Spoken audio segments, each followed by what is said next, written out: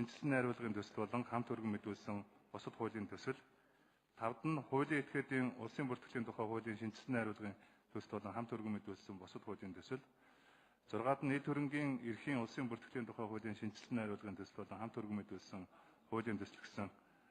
За ийм 6 асуудлыг өнөөдрийн чуулганаар хэлцгээр төлөвлөж байна. За ингээ үдээс хойш ерөнхий сайдын мэдээллийг сонсно. Ерөнхий сайдын мэдээлэл хөрс хамгаалах чиглэлээр засгийн газраас авч хэрэгжүүлж байгаа арга хэмжээний талаар мэдээлэл хийх юм байна. За ингээ өнөөдрийн хэлцэх асуудалтай холбогдуулан саналтай байгаа гишүүд байна уу? За баасан өгшөнөр таслаа. За болдог шүү. За баярлалаа. Та бүхэнд энэ өглөө нэмэлт ирчүүлье. Тэгээд өчигдөр бас үндсэн хууль зөрчсөн юм үйл явдал Монгол улсад боллоо. Энэ тахинд үндсэн хууль батлагдсан дундаж нэгэн гишүүнтэй сууж байна.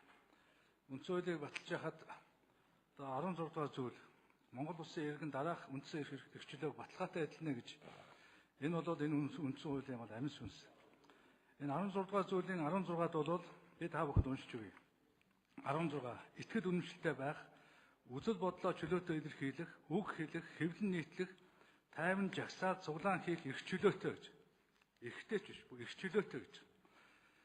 Ингээд гэр хорооллын хөдөлгөөн байгуулагдаж гэр хороолд амьдарч байгаа олон мянган иргэд үзэл бодлоо чөлөөтэй илэрхийлж Сүхбаатарын талбайн зөвшөөрөгдсөн хэсэгт бол урд талд нь нийслэлийн захиргааны мэдэлд байгаа тэр хэсгээр бол 7 хоног бүр үзэл бодлоо илэрхийлж эрхээ хамгаалж майхантай тайван жагсаа цуглаан хийж байгаа.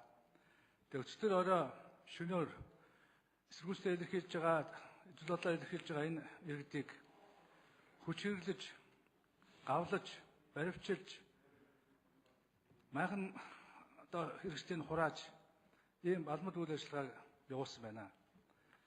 Өнөөдөр ерөнхий сайдын мэдээллийн цагийн оронд бид үндсэн хууль зөрчсөн энэ ноцтой үйл ажиллагааны асуудлыг улсын хурлд хэлцэх хэрэгтэй. Холбогдох хүмүүсийг энд дуудаж мэдээллийг сонсох хэрэгтэй. Үүнд бол чухамдаа энэ үзэл бодлоо эрхэлж байгаа иргэдэд хамгаалах үүрэгтэй цагдаагийн хүчийг тушаал өгж ашигласан байна. Цагдаа нарыг бол бид мэднэ. Манай цагдаа нар бол 90% өөрснөө гэр хороолт амьдарч байгаа энэ хохирсон иргэдийн нэг адил ийм л хүнд нөхцөлд байгаа ард түмэн. Тэгэхээр нэг адилхан байгаа хүмүүсийг нөгөөдүүлээр нь зориуд ингэж хэлмэгдүүлж, нийгмийг турхирж, ийм байж болохгүй хагарлуу түлхэж байгаа нь өөрөө бол маш том аюулаа. Өнгөрсөн жилүүдэд бид үндсэн хуулийнхаа эрхийг хамгаалсан төлөө ямар ч нөхцөлд бид анхаарч иргэдийнхээ нэг чөлөөг хангалттай олгож ирсэн. Ялангуяа Монгол Ардын нам цөөнх байхдаа байнга цуглаан жагсаал, суулт бүх төрлийн эсэргүүцлийг байнга илэрхийлдэг байсан. Талбай дээр сайд нарыг дээл нөмрүүлээд толгойг нь хайчлаад олонний өмнө бол зориудын тийм дайралтууд хийх зэрэгээр сонгуулийн машиныг шатаах ер нь байж болох бүх хэлбэрийг бол хэрэгжилж байсан. Энэ бүгдд бол Монгол төр хүндэтгэлтэй хандаж энэ их чөлөө бол эдлүүлж ирсэн. Одоо ингээд засгийн эрхэнд гарахаараа ард түмний язгуур эрхийг зөрчиж Монголын үндсэн хууль, Монголын ардчлалын амин суудсыг тасалж байгаа нь өөрөө байж болохгүй хэрэг. Үүнд бол 90 онд гудамжинд жагсажсэн бид ийм зүйлийг амсаагүй 2000 онд гудамж загсажсэн иргэний хөдөлгөөн Бацаандан нарч ийм зүйлийг амсаагүй. Тэгэхээр энэ бол өөрөө бол Монголын парламент энэ ноцтой асуудлыг зайлшгүй хэлцэж олон нийтийн өмнө шударгаар болсон асуудлаар хариуцлагатай хүмүүст нь хариуцлага тооцох ийм л зайлшгүй шаардлага байгаа. Тэм учраас их хурлын даргалагчаас өнөөдрийн хуралдааны хэлцүүгт үдээс хойш өөрчлөлт оруулж өгнө гэж хүсэл тавьж байна. Баярлалаа.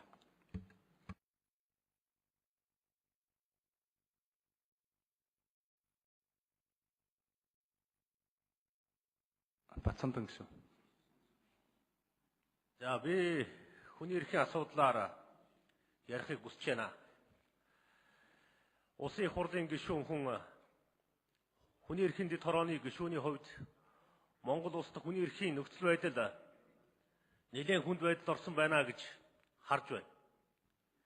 Энэ засгийн газар хүний эрхийн мэдрэмжгүй олон дарга нар сайднараас бүрдсэн байна гэж би шүүмжилмээр байна. Монгол улс 1992 оны үндсэн хуулиндаа хүнлэг энэрэнгүй нийгмийг байгуулна гэдэг зорилтыг тавьсан юм а. Монгол улс хүний эрхийн түгээмэл тунхаглал, ялгуурлан гадуурхалтын эсрэг конвенц, эмэгтэйчүүдийн эрхийг хамгаалах конвенцэд нэгдэн орсон орон. Би сүүлийн өдрүүдэд гайлын байгууллагатай холбоотой энэ хүчний байгууллагын хүний эрхийн зөрчлийн асуудлуудад анхаарлаа нэлээд хандуулж байгаа. Гайлын байгууллага дээр би очиж уулзлаа. Гайлд ажиллаж байгаа 100 эмэгтэй дутмын чинь 60-аас 70 нөхөргүй болсон байна. Гэр бүлээсээ салсан байна. Хөдөлмөрийн мүлжлийг эмэгтэйчүүдийг ялгуурлан гадуурхах байдал Монгол улсын гайл дээр хэрээс хэтэрсэн байна. Би гайлын эмэгтэйчүүдтэй уулзсан. Гайлд ажиллаж байгаа олон арван хүмүүстэй би уулзж байна. Энэ асуудлыг хөндөж тавихаар таны таньдаг хүн гэлүү гэж өөдөөс гайлын даргач яриа сууж байна. Таны таньдаг эмэгтэй гэлүүгээд гайлын удирдлагч яриа сууж байна. Алсын бомбтууд дээр эмэгтэйчүүдийг цөлдөг. Даргынхаа үгэнд ороогүй байцаагч нараа бүр холын ажиллах боломжгүй нөхцөл байдалтай хүнд газрууд руу цөлдөг явдал, шийтгдэг явдал хэрээс гитэрсэн байна. Энэ болгонд улсын хурлын хүний эрхийн дэд хороо анхаарлаа хандуулж асуудлыг ярихгүй бол гайлын байгууллага гэдэг чинь хөдөлмөрийн мүлжлэг, ялгуурлан гадуурхалт хэрээс гитэрсэн байгууллага болж хувирсан байх шүү гэж би хэлхийг хүсэж байна. Улсын хурл гайлын систем рүү шалгалт оруулах ёстой гэж би санд гаргаж байна. Хүний эрхийн дэд хороо гайл дээр үүсэж байгаа хүний эрхийн зөрчлүүдийг шалгах цаг нь болсон байна гэдэг саналыг би гаргаж байна. Хүний эрхийн дэд хорооны дарга яаралтай тавиад гайл, хэлийн цэрэг, харьяат гэх мэт босоод огтолцоотой тусгай байгууллагууд руу шалгалт оруулахгүй бол хүний эрхийн нөхцөл байдал хэрээс гэтэрлээ зөрчил гадар авлаа гэдэг ийм асуудлууд, өргөдөл гомдлууд засралтгүй ирдэг боллоо. Энэ дөр онцгой анхаарч өгөөч гэж их хурлын дэд даргаас хүсэж байна. Ер нь ардын нам хүний эрхийн асуудалд анхаарал хандуулахгүй байна. Ардын нам, эрх баригч нам хүний эрхийн асуудал дээр маш мэдрэмжгүй хандаж байна. Шүүх, прокурор, хүчний байгууллагууд, хуулийн албан байгууллагуудын дураараа авиралтын талаар танай намаас нэмд оржоос өөр дуурдаг хүн алгаа. Ганц дуурсныгаа гадуурхдаг явд хэрээс гитэрч байна. Хүний эрхийн талаар дуурсан улсын хурлын гишүүдийг гадуурхдаг, шахдаг явд хэрээс гитэрлээ. Одоо энэ байдлаа дүгнэлт хийгээд эрх баригч нам хөдөлмөрийн эрх, хүний эрх, зам ёсны эрхийн төлөө жагсах, тэмцэх, зогсож асуудлыг ярих цаг нь болсон гэж би харж байна. Хүний эрхийн дэд хороог яаралтай хуралдуулах асуудлыг одоо тавьж байна, шаардж байгаагаа илэрхийлье. За. Баасуу гэж. За баярлалаа. Гэхдээ би одоо 20 жил гэр оролд амьдэрсэн л дээ. Өчигдөр энэ Сүхбаатарын талбайгаар явж байхад хөөрхийн үнэхээр одоо нүд халтармаар, зовсон, зүдэрсэн, ядарсан хүмүүс байна лээ. Гэхдээ тэгээд тэдэндээ хүч хэрэглэхийн оронд өргөдлийн байнгын хороо очиод өргөдөл гомдлыг аваад нээлттэй сонсгол хилцүүлгээ хийгээд засгийн газрынхын сайд дарга нар нь очиод тэгээд шидэж болдгүй юм уу? Зүгээр л юм л байвал хөөдөг, туудаг, балбадаг нөгөө юм хумын урдаг, дасдаг энэ одоо болмоор байна шүү дээ. Би намайг өргөдлийн байнгын хороо авч яхад жишээлбэл өөрийгөө шатаасан хүн ч гарч ирсэн, өнөө юу гэдгийг доронтын асуудал гарч ирсэн, ноён уулын асуудал гэж гарч ирсэн. Бид нар өргөдлийн байнгын хороо аваад ажлаас 15 мянган хадлагдлаа гэж асуудал гарч ирсэн. Бүгдийг шийдээд ингээд цаашаа маашаа явдаг байсан. Нэг ч энэ бараг талбай дээр ийм аимшигтай экстремист юм гарч байгаагүй л дээ. Тэгэхээр хилцэх асуудлын нэгдүгээр асуудал нь юу гэх юм бол тэр ерөнхий сайдыг дуудаж оруулж ирмээр байна. Би асуусан. Гэхдээ энэ сонгоны хайрханд хотын захиргаа нүлгмээр нүхтийн аманд байлгамааргүй гэж зөв шттэ. Яагаад заавал дархан цацтай газар хотын захиргаа байлгая гэдэг. Тэдний тавьж байгаа шаардлага би зөв гэж бодсон. Тэгээ ингээд нэг нь гараад нөгөөдхийн хэмиг үгүйсгдэг. Дээрээс нь тэр хашаа байшингуудын 60 мянган төгрөгөөр метр квадратаар авна гэдэг 30% нь мөнгөний төлөмж гэх шиг гээд хууль нь байхад хууль бас нөхцөл шаардлага тавиад тэгээд тэрнийг одоо та нар биелүүлсэн ямар хүүхдэд зодож байгаа юм уу? Энийг одоо нийт яралтай тэр ерөнхий сайдыг авчираач. Үдээс хойш бүр байлгаа тэр хотын даргатанд байгаа байхгүй тэр хотын дарга зайлуулаач.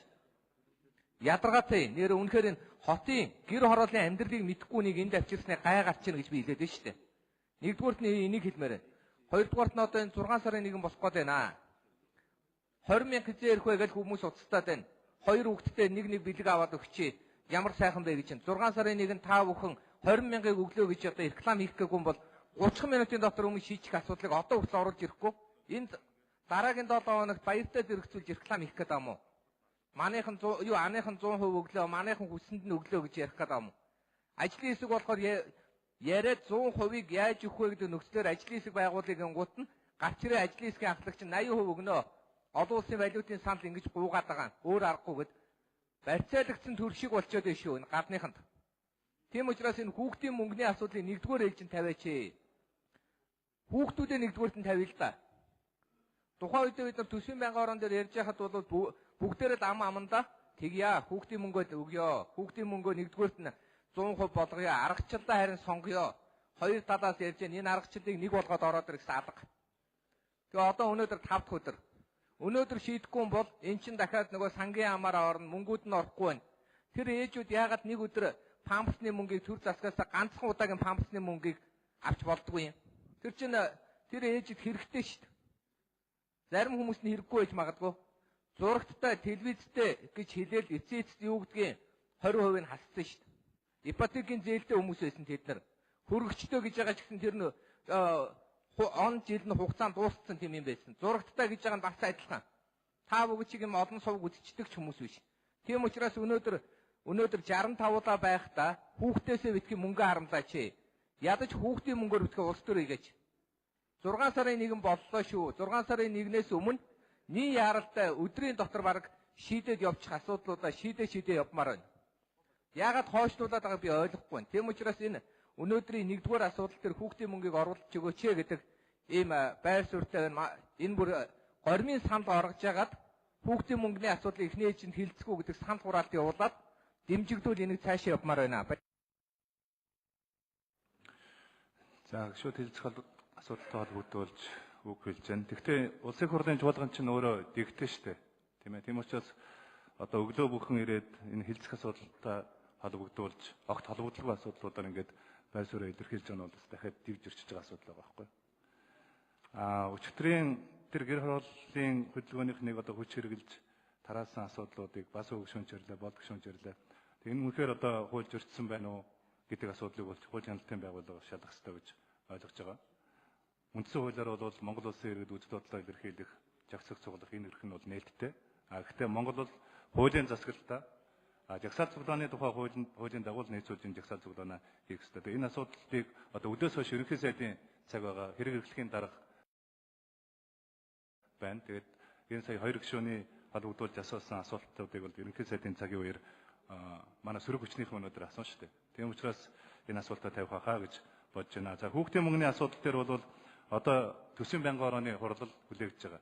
Төсвийн байнгын ороо хуралдаад ороод ирэх юм бол энэ хэлцэх асуудалтай оруулаад явах нь нээлттэй байгаа. За ингээд хэлцэх асуудалтай холбогдуулж гишүүд асуулт асуулаа. За хэлцэх асуудалтай оръё. За өчигдөр жижиг дунд үйлдвэр үйлчлэгийг дэмжих тухай хуулийн шинжилсэн хариулгын төсөл болон өргөн хамт өргөн мэдүүлсэн хуулийн төслийн хэлцүүлгийн үзэл баримтлалыг хэлцэж бас дуусаагүй байгаа. За ингээд өчигдрийн нөгөө асуулт авсан гишүүдийн нэрсийг өгөх үү. За Лундажинсэн гишүүн. За гишүүдийн өглөөний амгалан гэрье. Энэ жижиг дунд үйлдвэрийн хуулийг санаачилж бас одоо амьдруулах гэж, амь оруулах гэж ингэж зүтгэл гаргасан хууль санаачлагчид Ганбаатар гишүүнд бол одоо талархлаа илэрхийлж байна. Жижиг дунд үйлдвэрийн дид хороо бол ажиллаж байгаа. Манайд нэг үндсэн одоо дутагдал байдаг. Дид хороо бол олон байна. Харамсалтай нь бүтэн жил болоход зарим дид хороо нь бол хуралддаггүй. Жижиг дунд үйлдвэрийн дид хороо ингээд бас нэг ажлаа идэвхжүүлээд хүмүүсийн хамгийн одоо анхаарал татсан малчид бол хур царайчилдаг, тэнгэр царайчилдаг, бороо ороосоо билээ гэж. Ногоо ургаасаа билээ гэж. Тэгвэл манай иргэдийн ихэнх нь энэ жижиг дунд үйлдвэрийн зээл олдоосоо билээ, төсөл дэмжигдээсээ билээ, хідэн хүн маань цалинтай байгаасаа билээ, ард талд нь байгаа үр хүүхэд нь одоо бас хоол ундтай байгаасаа билээ гэж ингэж хүсэж байгаа. Тэгэхээр энэ бол одоо бидний нөгөө нэг үндсэн ойлголт байдаг. Хүн шашин шүтэж, философиг ойлгож, урлаг уран сайхан спортоор хичээллэхээс өмнө, эрдэм ном үзэхээс өмнө орох орон өмсөх хувцас идэх хоолтой байх ёстой гэдэг нэг ерөнхий суур зарчим байгаа юм. Энэ бол яг материалист ойлголт гэдэг байгаа юм. Гэгээрсэн хүмүүст бол одоо энэ орох орон өмсөх хувцас идэх хоол бол одоо бараг хэрэггүй шахуу бясалгал хийгээд гэгээрээд ингээд окторгын одоо чандад явчих чадна. Харамсалтай нь тэр хүмүүс нь цөөн байна. Өнөөдөр яг одоо ангаахай шиг амаа ангалзуулж байгаа нь бол олон байна. Тэгээ энэ үед бол би энэ хууль бол өмнө нь үйлчилж ирсэн гэлэг ихтэй бол одоо үнэхээр өнөөдрийн шаардлаганд бол бас төдийлөн нийцэж чадахгүй бас хоцорчод байгаа учраас энийг засаж өөрчлөх шаардлага байна гэж ингэж ойлгож байна. За хоёр дахь асуудал бол одоо жишээ нь би энэ юунд санаа зовоод байгаа вэ гэхээр энэ санхүүжилтийн асуудлууд байгаа юм л да. 27 мянган орчим одоо төсөл ирснээс 18% нь л одоо юм ногдож гин гэж байна. Тэгэхээр энэ ногд ямар төслийг яаж шалгаруулж байгаа тийм үү? Энэ шалгуур үзүүлэлтүүд яг нүдээ олсон ажлын байрыг бий болгож чиглэсэн энэ одоо арга механизмуудыг энэ дотор яаж суулгаж өгөө гэдэг асуулт. Тэгэхээр эн чинь 30 мянган 26 мянган төслөөс 500 гаруй төсөлд нь одоо дэмжлэг үзүүл 463 жижиг дунд үйлдвэрийн юмд нь төсөл үйлчлэгээ чинь цаана 25 мянга гаруй нь одоо үлдээд байгаа байхгүй да. Тэгэхээр энэ дээр захиргааны ерөнхий хууль бусад одоо хуулиудыг бид яагаад алагчлалгүй шударга ёсоор хүний харилцаа юм уу одоо хүний субъектив хүчин зүйл орохгүйгээр захимаар одоо яаж шалгаруулмаар юм. Тэгэхээр биш тэ амьд хууль болж чадахгүй болчих бас магадгүй. Энэн дээр би санаа зовоод байдаг юм аа. За импортыг оруулсан байх асуудал бол нэг шалгуур байх гэж бодоод байгаа. Жишээ нь би Баянгол дүүргийнхээ 2 хүнсний дэлгүүрт ороод бараагийн тоолсон байхгүй нэр төрлийн чимээгүйх ингээд тооллоо зарим одоо худалдагч 98 одоо нэр төрлийн 94 нэр төрлийн бүтээгдэхүүнээс 16 нь Монголын гэсэн хаягтай байна. Энийг одоо ядах. За лүндэж Жонсон гүшүүн 1 минут.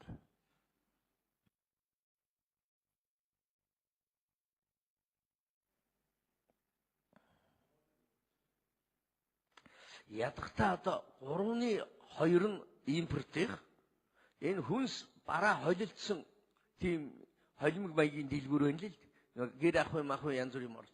Тэгэхээр 3-2 нь одоо импортих 3-1 нь ядахтаа Монголынх байдаг бол одоо мөн сайхна гэж. Гэхдээ энэ бол дэвшил гарсан гэдгийг бас хэлэх хэрэгтэй. Нэг үе бол биш үү?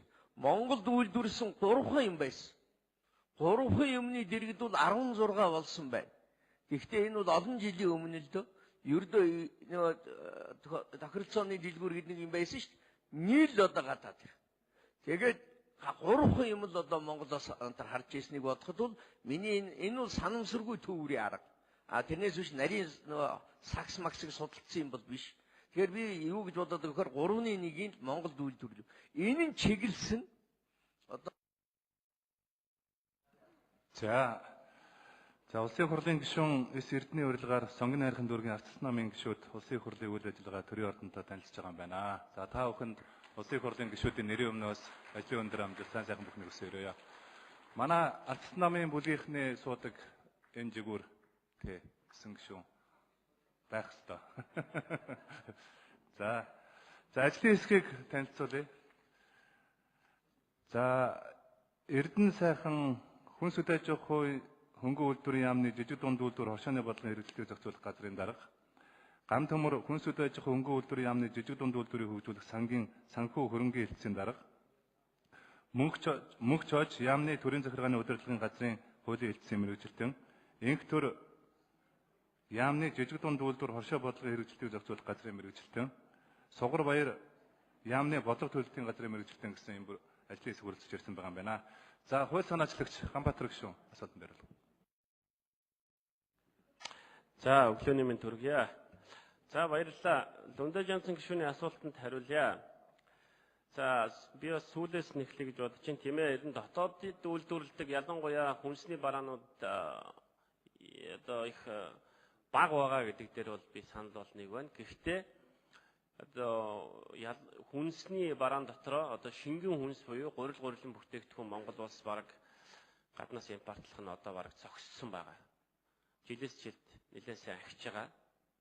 Ялангуяа шингэн бараа одоо шингэн гэдэг нь одоо ус ундаа жуус одоо юу гэдэг йогурт тараг сүв бүгдийг Монголдо үйлдвэрлэж чадж байгаа. Гурилан бүтээгдэхүүнийг ч гэсэн одоо Монголд бол маш сайн үйлдвэрлэдэг болсон байгаа. Энэ бол нэлээд ахиц байгаа гэдгийг бас хэлье. За тэр төсөл сонгон шалгаруулахад ер нь хуулинд яаж туссан бэ гэсэн хамгийн гол асуулт бол байна. Тэгэхээр төслийг яаж сонгон шалгаруулах талаар бол хуулинд бол за энэ одоо юуг салбарыг хариуцсан засгийн газрын гишүүн журам гаргаж төсөл сонгон шалгаруулна гэсэн ийм зүйл л хуулинд туссан байна. Тэгэхээр шууд одоо хуулинд бол ингэж сонгон шалгаруулна гэдэг байдлаар орох нь одоо ийм бол одоо тийм зүйл байдгүй юм байна. Тэгэхээр өмнөд хуулинд ч тийм зүйл байгаагүй. Тэгэхээр журмаар зохицуулахаас өөр гарцгүй байдаг учраас одоо засгийн газрын гишүүн журмаар одоо сонгон шалгаруулна гэж үзэж байгаа. Тэгэхээр энэ хуулийн ер нь гол зорилго бол зээл гэдэг бол ер нь бол нэг ганц л заалт байгаа. Ер нь бол одоо жижиг дунд үйлдвэр эрхлэгчид одоо иргэдийг хөдөлмөр эрхлээч. Тэгэх юм бол төрөөс та бүхэнд одоо баг татвар оногдуулж гин, тайлан балаас нэх нь багасах нь хүн очоод дарамтлаад байх нь бага байх юм байна. За төрд орох юм бол одоо сая Бацаамдан гишүүн ч гэсэн хэлж ийн их олон одоо энэ хөдөө орон нутг руу ингээ явуулцдаг энэ төр ийм зүйлүүд байгаа бол та яг өөртөө зориулаад өөрөө сайхан амьдрах энэ боломжийг чинь бас төрөөр дэмжиж өгч байгаа шүү гэсэн нэг хөшүүрэг маань энэ хууль болж өгч чадна гэдэгт итгэлтэй байгаа. Баярлалаа. За оюун дараа гишүүн. За Монгол Улсын засгийн газрын 2016-аас 20 он хүртэлх энэ үйл ажиллагааны хөтөлбөрт жижиг дунд үйлдвэрийг дэмжинэ гэж заалт бүрээ ихээр орсон байгаа. Энэ нь өөрөө зөвхөн татварын орчноос гадна эрх зүйн орчин, бизнесийн таатай орчиг бүрдүүлэх дээр ажиллана гэж байгаамаа. Тэгэхээр бас энэ төслийг санаачилж жижиг дунд үйлдвэрлэл эрхлэгчдийг дэмжих хуулийн эрх зүйн орчин бий болгоход энэ санаачилсан гишүүнд бас талархлаа илэрхийлье. Нөгөө талаар бас энэ үнэтэй холбоотой нэлээд хэдэн асуултууд байна. Тухайлбал гэхэд одоо ялангуяа энэ жижиг дунд үйлдвэрлэл эрхлэгчд маань бол ерөөсөө нөгөө том бизнес эрхлэгчдийг бодох юм бол амьдралд хамгийн их ойрхон байдаг. Тухайлбал гэхэд одоо тоогооч нар, гуталчин, ойдлчин, өшөө юу гэдэг гоо сайхан, жүсчин гэх мэт салбарууд. Ахуй үйлчилгээний энэ салбарт яг тодорхой ямар хөшүүргүүд бий болохоор энэ эрх зүйн орчинд бүрдүүлэхээр байж байна. Энүүн дээр бол эднэрийн эрх ашгийг ер нь хэрхэн яаж хангах вэ гэдэг асуулт байна. За дараагийн нэг асуулт маань бол хуулийн төслийн 8.1-2-д дээлийн хүүгийн зөрүү болгох талаар заалт байгаа. Энэ нь өөрөө жижиг дунд үйлчлэгээ эрхэлж байгаа дэмжихэн чухал боловч улсын төсвөөс дээлийн хүүгийн одоо татац хэлбэрээр оруулж өгнө гэсэн заалт байгаа. Одоо энэ өндөр хүүтэй зээл болгож байгаа тэр зөрүүг улсаас олгох юм байна л да. Тэгэхээр яг энэ зөрүүг дараагийн одоо энэ бизнес эрхлэгчид маань заавалжгүй улсаас бас нэг татаац олгоод хөнгөлтэй зээлд хамруулаач гэдэг тийм хандлага гарчих вэ гэж болгоомжилж байна. Энүүн дээр ер нь ямар байр суурьтай байна вэ гэж бодож байна. За 3 дахь асуулт маань бол одоо бид нар бас хэлцэж байгаа төрийн болон орон нутгийн өмчийн хөрөнгөөр бараа ажил үйлчилгээ худалдаа авах тухай хуульд нэмэлт өөрчлөлт оруулах тухай хуулийн төслийг хэлцэхээр төлөвлөж байгаа. За энүүн дээр бол нөгөө жижиг дунд үйлдвэрийг дэмжих тухай хуулийн шинжилсэн найруулгын төслийг дагалдуулаад өргөн мэдүүлчихэж байгаа. Тэгэхээр энүүнийг хамтдах арга зам байна уу? Яагаад гэхээр нэлээд олон заалтууд нь төрийн өмчөөр бараа үйлчлэгээ худалдах заалтууд нь жижиг дунд үйлдвэрийн тэ бас давхцаад байгаамаа. Тэрүүнийг нь бол зарим нэг талаар хамтдах ямар арга зам байна вэ гэдгийг асуумаар байна. Дөрөвт асуулт маань бол одоо хөдөө аж ахуй яам, хүнс хөдөө аж ахуй яам, нийгэм хамгааллын яамн дээр янз бүрийн сангууд байдаг. Жижиг дунд үйлдвэрийг дэмжих сан гэж байгаа, хөдөлмөр эрхлэлтийг дэмжих сан гэж байгаа. Эднэрийн үйл ажиллагааг нэгтгэх боломж байна уу? Тэгэд одоо хуулийн төслөөр бол бас нэг жижиг дунд үйлдвэрийг дэмжих сантай болёо гэсэн заалт хуулинд байж байгаа. Тэгэхээр тэр заалтыг одоо байгаа энэ бүтцтэй нэгэнтээ засгийн газрын үйл ажиллагаанд нь бол ийм бүтц ажиллаж байгаа юм чинь энийг нэгтгэх арга зам байна уу гэдэг асуулт байна. За хамгийн сүүлийн асуулт буюу одоо ялангуяа энэ нөгөө жижиг дунд үйлдвэрийг дэмжих сангийн хөрөнгийг яаж олгох вэ гэдэг асуулт төр нэлээд олон гишүүд асууж ялээ. Тэгээд тэр дотроо бол миний хувьд бол арилжааны банкудаар дамжуулж олгох юм бол илүү их өрсөлдөөнийг дэмжсэн тийм үйл ажиллагаа болох болов уу гэж бодож байна. Яагаад вэ гэхээр ерөөсөө магадгүй энийг зөвхөн арилжааны банкнуудаас гадна өрсөлдөөнийг бий болгох үүднээс арилжааны банк бус санхүүгийн байгууллага, хадгалам зээлийн хоршоогоор дамжуулж өгөх юм бол энэ зээлийн хүүгийн өрсөлдөөн бий болоод эцсийн хэрэглэгчтэй очиход яг зээл авагчтай очиход зээлийн хүү нь хамаагүй багасж өгнө. Энэ нь өөрөө ерөөсөө бизнес эрхлэгчид үзүүлэх хамгийн тийм тааламжтай нөхцөл, хамгийн таатай орчин болно гэдэгт бол итгэлтэй байдаг.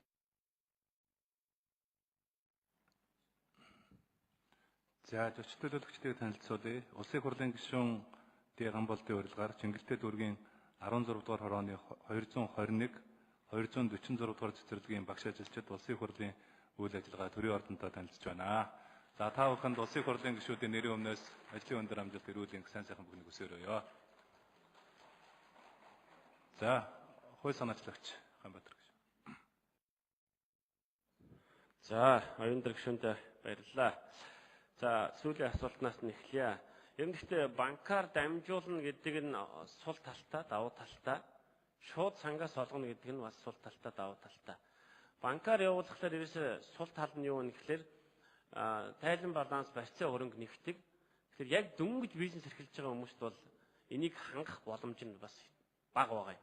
Тэрнээс гарна банкар дамжихлаар одоо шууд сангаас бол 3-4% хүүтэй зээл олгогдож байгаа бол банкар дамжихлаар тэр үйлчлэгнийхэн зардал нэмэгдээд нэг 7%, 7-8% болж байгаа. За энэ бол бас сул тал байна. За заримдаа 10% ч болж байгаа тохиолдол байна.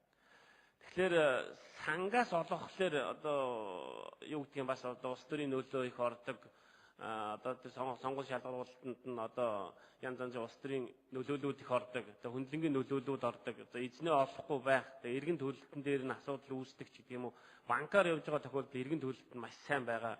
Ингээд талууд байгаа. Тэгэхээр хуулинд яаж заасан бэ гэхээр 500 сая хүртэлхийн сан дээр нь олгоё. Тэр барьцаа хөрөнгө одоо эхлэлийн баланс одоо юу гэдгийг тайлан баланс центр нэхгүйгээр за 500-аас 2.5 тэрбумын одоо банкар дамжуулъя гэсэн ийм хуулийн төсөл одоо орсон байгаа. Хуулинд энэ зүйл заагдсан байгаа гэдгийг хэлье. Сангуудыг нэгтгэх талаар бол тамтай бол санал нэг байгаа. Гэхдээ хуулинд бол айхтар энийг нэгтгэнэ гэсэн байдлаар бол ороогүй. Гэхдээ бол хөдөлмөр эрхлэлтийн сан бол одоо би муулж байгаа юм биш. Гэхдээ хөдөлмөр эрхлэлтийн сан бол эргэн төлөлт байхгүй. Бараг байхгүй шахуу. За зээлийн балтан даалтын сан бол энэ зээл олгодгүй зөвхөн жижиг дунд үйлдвэрлэлийг дэмжих маягаар одоо хэрэгждэг ийм сангийн яам дээр байгаа. За сум хөгжүүлэлтийн сан бол за эргэн төлөлт бол надад мэдэгдэж байгаагаар бол бараг нэг 10 гаруйхан хувьтай байдгийн юм шиг байна лээ. Тэгээд 84 тэрбум гэсэн өчтөр хурлын дарга 100 гаруй тэрбумыг 4 удаагийн үйлдэлээр өгсөн гэж нас тодтогч илээ. Тэгэхээр бусад сангуудын хувьд бол бас очиг дутагдaltaа. Одоо нэг дор нэгтгэхэд явах нь бол зөв гэсэн томьёолол бол надад байгаа гэдгийг бол хэлье. За зарим тоо баримтыг манай дэд ажил хэсгийнхэн хийх байх. За үйлчлэгээний салбар ялангуяа ахуйн үйлчлэгээний салбарыг яг тодотгож дэмжсэн заалт бол хуулинд бол байхгүй. Жижиг дунд үйлдвэрлэгч гэдэг дотроо орж байгаа нөхцөлд бол төрийн бодлогоор адилхан одоо дэмжээд бол явна. Түүнээс биш Үйлчлэгээний салбарыг ингэж дэмжин, үйлдвэрлэлийн салбарыг ингэж дэмжин гэсэн наривчилсан зүйл бол байхгүй байгаа.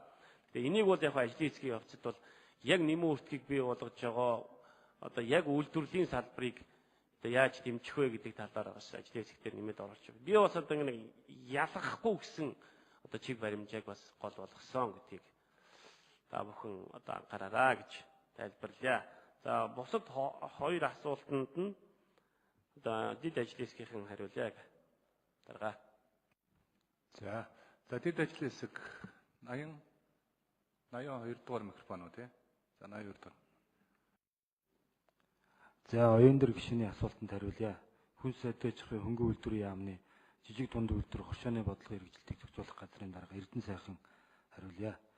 За нийтийн аж ахуйн үйлчилгээтэй холбоотой заалт бол хуулийн 12, 13 дээр байгаа. 12 дээр бол ахуй үйлчилгээний салбарт дэвшилтэд технологиг нэвтрүүлэх, стандартад нийцсэн үйлчилгээг иргэдэд хүргэх, албан бус хөдөлмөр эрхлэлтийг багасгаж, ажлын байрыг нэмэгдүүлэхэд чиглэсэн дунд хугацааны хөтөлбөртэй байна гэсэн ийм заалтыг бол оруулсан. Ингээ хөтөлбөрийн бол асуудал хариуцсан засгийн газрын гишүүн баталгаар бол хуулийн төсөлд явж байгаа. За мөн 8.1. За хуулийн төслийн 8.1-2-ын гээ-дээр зээлийн хүүгийн зөрүүг олгоно гэд заасан байгаа. За үүнийг бол илүү наривчлаад ажлын хэсэг дээр бас ярих боломжтой хаа гэж бодож байна. За мөн 11.7 дээр бичил жижиг үйлдвэр үйлчилгээ эрхлэгчид олох зээлийг сангаас шууд буюу 500 сая хүртэлхийг сая Ганбаатар гишүүн хэлжлээ. За дунд үйлдвэр үйлчилгээ эрхлэгчдийг бол банкар олгоно гэд ингээд 11.7 дээр томьёолсон байгаа. За амар заяа гишүүн. За баярлалаа. Энэ хуулийн төслийг дэмжиж байгаамаа. Ялчгүй эргэцэн орчныг нь сайжруулах, шаардлуудаа нэлийн шин түвшинд гаргахыг зорж Ганбаатар гишүүн маань нэлийн бас ажилласан байна. Гэхдээ нэмэлт хэдэн асуултууд бас саналаа хэлчих зүг бахаа гэж бодож байна. Монгол Улсын хэмжээнд үйл ажиллагаа явуулж байгаа аж ахуйн нэгж байгууллагуудын 80 гаруй хувь нь 1-9 ажиллагчтай байгууллага байгаа юм л да. Аж ахуйн тэгэхээр энэ өөрөө энэ жижиг дунд үйлдвэрлэлийнхээ нөгөө бичил үйлдвэрийн орчны асуудал болоод байгаа юм. Тэгэхээр энэ дээр харахад манай орны эдийн засгийн бүтцэн өөрөө жижиг дунд үйлдвэрлэлийн үйлдвэрлэгчид давмгайлсан ийм эдийн засгийн бүтцтэй болоод байгаа. Тэгээ нөгөө талаараа энэ жижиг дунд бизнес эрхлэж байгаа бизнес эрхлэгчдийн гаргаж байгаа бүтээгдэхүүн нь нам буюу технологийн агуулмжгүй үйлдвэрлэл нийт боловсруулах үйлдвэрийн бас 90 гаруй хувийг эзлээд байгаа.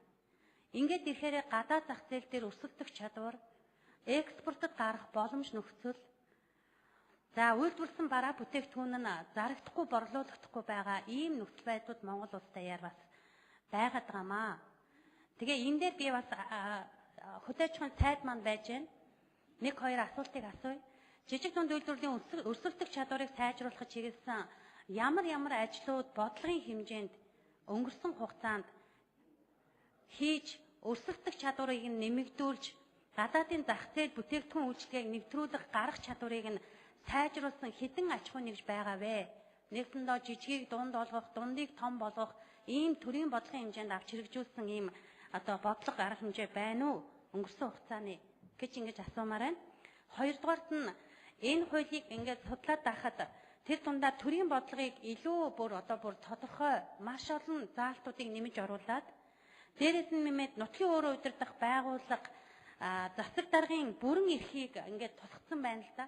Ингээд үтгэхээр төрийн оролцоо жижиг дунд үйлдвэр бизнес эрхлэгч рүү хэтэрхий их ороод байгаа юм болов уу? Хоёрдугаарт нь энэ манай Монгол улс чинь өөрөө нэгдсэн төсвийн тогтолцоотой. Бүх төсвийн эрх зүйн тогтолцоог улсын хурал өөрөө баталж байгаа.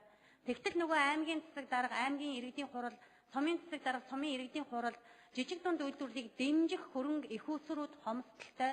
Үүнээсээ болоод жижиг дунд үйлдвэрлэл эрхлэгч маань төрөөд хараад идэг, төрөөс нь дэмжлэг оролцоонд багахантай ингээд нэг хүлээлт бий болсон энэ салбараа эсвэл татаж унах гэдэг байгаа ийм нөхцөл байдлууд бас хаана уялдаа холбоогүй байна уу гэж ингэж харж ийм дүгнэлт хийж байгаа гэдгийг бас ойлгоорой гэж ингэж бодож байна. Тэгээд хэлэх санал маань энэ жижиг дунд үйлдвэрлэлийн эрхлэгчдийн нийгмийн үнэмшийг нэмэгдүүлмээр байна. Нэгэнт эдийн засгийн гол ачааллыг үүрж байгаа юм чинь нийгмийн үнэлэмжийг нь сайжруулад одоо бид бол ард иргэд нөөтийн буцаан олголтыг бас маш их сайшаа дэмжиж байгаа. 20-80% харьцаатай. Тэгвэл энэ жижиг дунд үйлдвэрлэлийн дотоодын бизнес эрхлэгч үйлдвэрлэгчдэд дэмжин гэсэн бодлогынхаа хүрээнд аж ахуйн нэгжийн орлогын албан татварын 1% гэхээсээ илүүтэйгээр магадгүй дотоодын үйлдвэрлэгчдийн энэ харьцаагаа 80-20% болгож оруулах заалтаа уялдуулан урамшууллын механизмыг бий болгох ийм санаачлага энэ хууль дээр оруулж болох байсан уу? Үүгээрээ юу вэ гэхээр хэрэглэгчид маань дотоодын үйлдвэрлэгчдэд дэмжих зах зээлийн орчин харилцаа энэ механизм урамшуулттай холбож бий болох юм аа. Ингээд дотоодын үйлдвэрлэгчдэд зах зээл нь дэмжиж ирвэл энэ зах зээл ч өөрөө босоод ирэх ийм боломж байгаа. Энэ дээр ямар судалгаа тооцоо хийсэн бэ гэдэг ийм асуултууд байна. Заганбаатар гүшүү. Заганбаатар гүшүү би нэг ороод ирлээ жишээ танилцуулж чадахгүй. За жишээ нэрсээ өгчихөө. Юун дээр. За улсын их хурлын гишүүн Б.Н. Хамгаалангийн урилгаар хаан улдүргийн 5 дугаар хорооны иргэдийн төлөөлөл улсын их хурлын үйл ажиллагаа төрийн ордондоо танилцж байна. За та бүхэнд улсын их хурлын гишүүдийн нэрийн өмнөөс эрүүлийн сайн сайхан бүхнийг хүсээрөөё. Та голж хариулъя. За Ганбаатар гишүүн. За баярлалаа. За амар зээг гишүүнд гишүүний асуултанд хариулъя. Их чухал зүйлүүдийг хөндлөө. Гэхдээ төрийн оролцоо гэхээсээ илүү энэ хууль төрийн дэмжлэг үзүүлж байгаа. Дэмжлэг гэдэг нь ер нь гэхдээ гишүүд ер нь зээлийг их голж байгаа. Гэхдээ би бол зээл авах одоо зээлээр дэмжүүлэх гэдэг нь бол 1 номер 2 номерын асуудал бол биш шүү. Бизнес эрхлэгч сонирхол дэвшлэнэ. За 1% татвар гэдэг бол өнөөдөр иргэдэд нэг тийм том сонсогдохгүй байж магадгүй. Яг бизнес эрхэлж байгаа хүмүүс яг энэ нөөтийн буцаан авалтыг одоо ярьж хувийн их хурлаар ярьж байгаа үед бол яг нөгөө иргэд бол тийм сайн ойлгохгүйсэн шүү дээ. Яг тэрнтэй адилхан 3-4 жилийн дараа жижиг дунд үйлдвэр эрхлэгч нарт нэг тайлан жилийн нэг тайлан одоо энэ 1% татвар гэдэг бол яг үр нөлөөгөө өгнө. Энэ үед бол хүмүүс одоо бизнес эрхлэх сонирхол нь хамаагүй дээшлэнэ. За би энийг хийгээд явах юм бол ер нь бол уртлынхаа ажлыг хийгээд явж байхад бол төр миний ажилтныг оролцоод байх нь бага юм байна. Би тайлангаа жилдээ нэг удаа гаргаад өгчнө. За тэгээд 1% татвар төлнө. Ер нь төртөөгөө холбоотой байх нь л чухал байна гэж үзэж байгаа. За тэр орон нутг руу таны асуулт нь тэр орон нутг руу явж байгаа одоо тэр орон нутгийн одоо засаг даргын хэрэгжүүлж байгаа эрх мэдлийн асуудал бол өмнөх хуулинд байсан зүйл одоо бид бас тэрүүгээр нь хэвээр нь үлдээсэн бол байгаа. Гэхдээ яг хэвтээ одоо маягаар явж байгааг нь босоогоор нь одоо шууд дээрээс нь төсвийн нэг системтэйгээр нь явуулнаа гэсэн энэ үзэл баримтал хамгаалал хүлээж авахд билэн гэдгийг хэлье. За энэ бол өмнө нь байсан даалтууд явсан гэдгийг танд бас дахин хэлье. За урамшууллын системийн хувьд бол бид бас яг юу гэдгийг татварынхаа хуулиндаа бид бас одоо ингээд нөгөө 1% татвар, нэг тайлан за тэгээд төрийн одоо худалдан төрийн төсвийн нийт зардлын 10% одоо жил болгон олгоно гэсэн энэ заалтууд байсан учраас урамшуулал гэдэг талд нь бол бид бол тийм судалгаа бол гаргаагүй. За энэ бол одоохондоо бид бол арай болоогүй хаа гэсэн би бол ийм одоо зүйлтэй байна. За мэдээж нөөц бол одоо урамшууллын системээр явчихж байгаа учраас бид бас яг ингээд жижиг дунд үйлдвэрлэл маань одоо хөгжиж штэ тий. Тодорхой хэмжээнд хөгжиж байгаа. Би өөрөө их ойрхон байдаг хүний хувьд бол жижиг дунд үйлдвэрлэлийн хөгжил бол жоохон удаан байгаа боловч тогтвортой байгаа. Тогтвортой.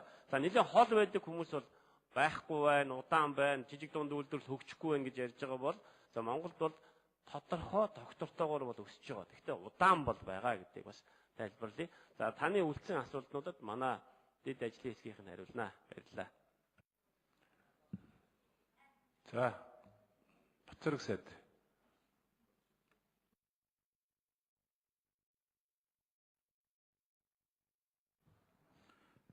За амар зээг гишүүний асуултанд хариулъя. Тэгээ энэ хууль бол их чухал хууль манай Ганбаатар гишүүн санаачилсан. За энэ хууль гарснаар бол одоо бичил жижиг дунд бизнес эрхлэгч гэж хэнийг хэлэх вэ гэдэг нь нэлээд тодорхой болох ба.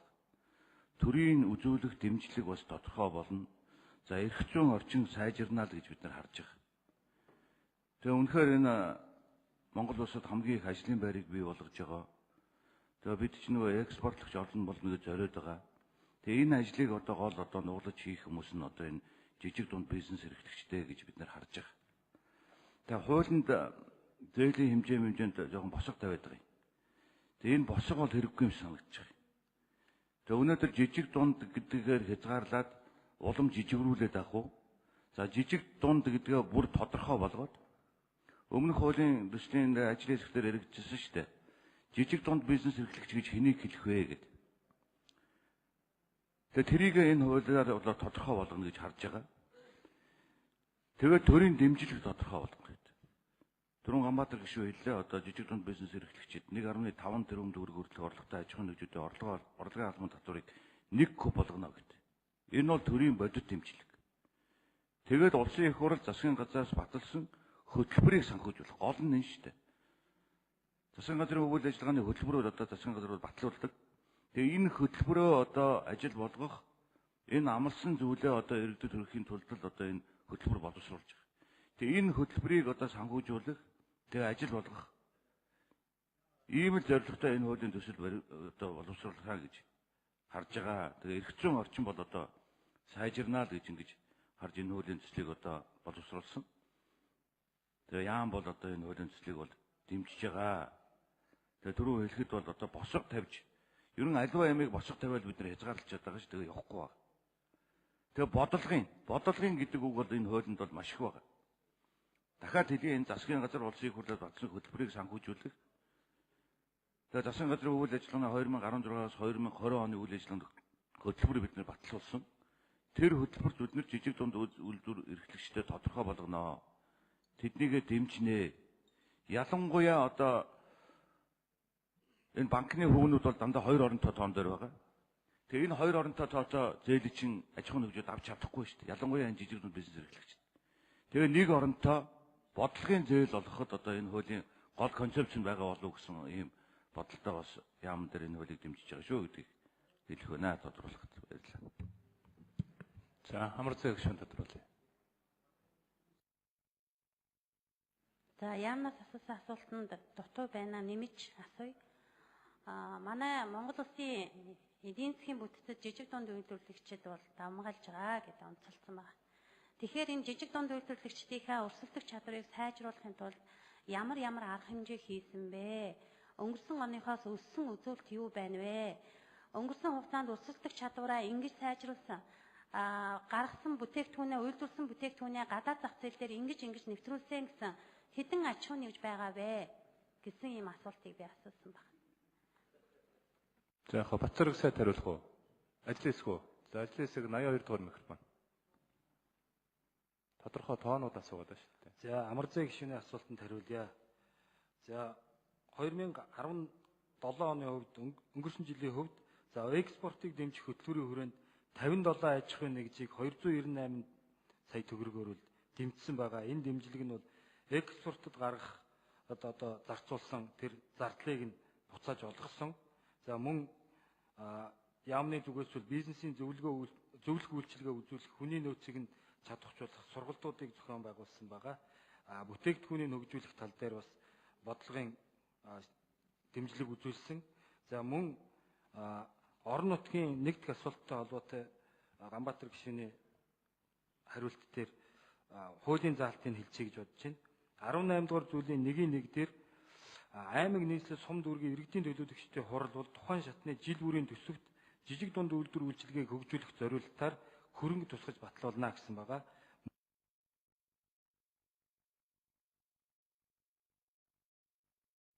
За улаан гишүүн. За баярлалаа. Жижиг дунд үйлдвэрийн бодлогыг сайжруулах цэгцлэг санаачлаг гаргаж байгаа зүйтэй л дээ дэмжиж байна. Ач холбогдлыг нь ойлгож байгаа. Жижиг дунд үйлдвэрлэлийн салбарт үйлдвэрлэл үйлчилгээний хүрээг хамруулан үзэж байгаа зүйтэй баха. Энийг одоо олзуурхаж байна. За би нэг асуултыг санаачлагч болон сайдаас ажлын хэсгээс тодруулж ярмаар байгаамаа. Энэ хоол үйлдвэрлэлийн салбар буюу энэ хүнсний аюулгүй байдлын хувь заяаг шийдэж яадаг нийтийн хоолны салбар энэ хуулийн хүрээнд хамрагдах уу? Яагаад гэвэл энэ талаар огт яригдахгүй дурддахгүй байна л да. Хоол үйлдвэрлэгч, борлуулагч нар бизнес эрхлэгчид, жижиг дунд бизнес эрхлэгчид мөн үү? Тийм ээ? Жижиг дунд үйлдвэрлэлийн бизнест нийтийн хоолны салбар хамаарах уу? Ер нь нийтийн хоолны салбар төрийн бодлогын хаана нь байна? Их тодорхойгүй байгаа. Өнөөдрийн хүртэл би олж үзэхгүй байгаа мó? Ер нь ийм тодорхойгүй байгаа мó? Уг нь бол одоо яамны нэрэнд тэрвтэл их хурлын байнгын бүтэц, байнгын хорооны нэрэнд хүртэл хүнс гэдэг үг нь яваад байгаа л да. Тийм ээ? Тэг хүнс гэдэг үг нь яваад байгаа. За тийм учраас энэ хоол үйлдвэрлэл, хүнс үйлдвэрлэлийн салбар энэнд одоо хамаарч гэнэ үгүй юу? Хамруулах үгүй юу? Гэдгийг би сонирхож байгаа юм. Ер нь нийтийн хоолны салбар их онцлог салбар юм шиг байгаа юм. Тийм ээ? Хамгийн түрүүнд хувьчлагдсан төрөөс одоо ер нь тодорхой дэмжлэг аваагүй бор зүрхээр яваад өдий хүрчихсэн ийм салбар юм байна гэж би ойлгодъё. Энэ хэрэгтэйг бол хэрэгтэй салбар юм шиг байгаа юм. Ажлын байр хамгийн ихээр бий болгодог салбар. Ажлын байр хамгийн ихээр бий болгодог. Хамгийн уян хатан үйл ажиллагаа явуулдаг. За эх орны одоо бүтээгдэхүүнийг түүхэн эдийг боловсруулж одоо бүтээгдэхүүн хийдэг. Мал аж ахуйн гаралтай бүтээгдэхүүн, газар тариалангийн бүтээгдэхүүн, тийм ээ?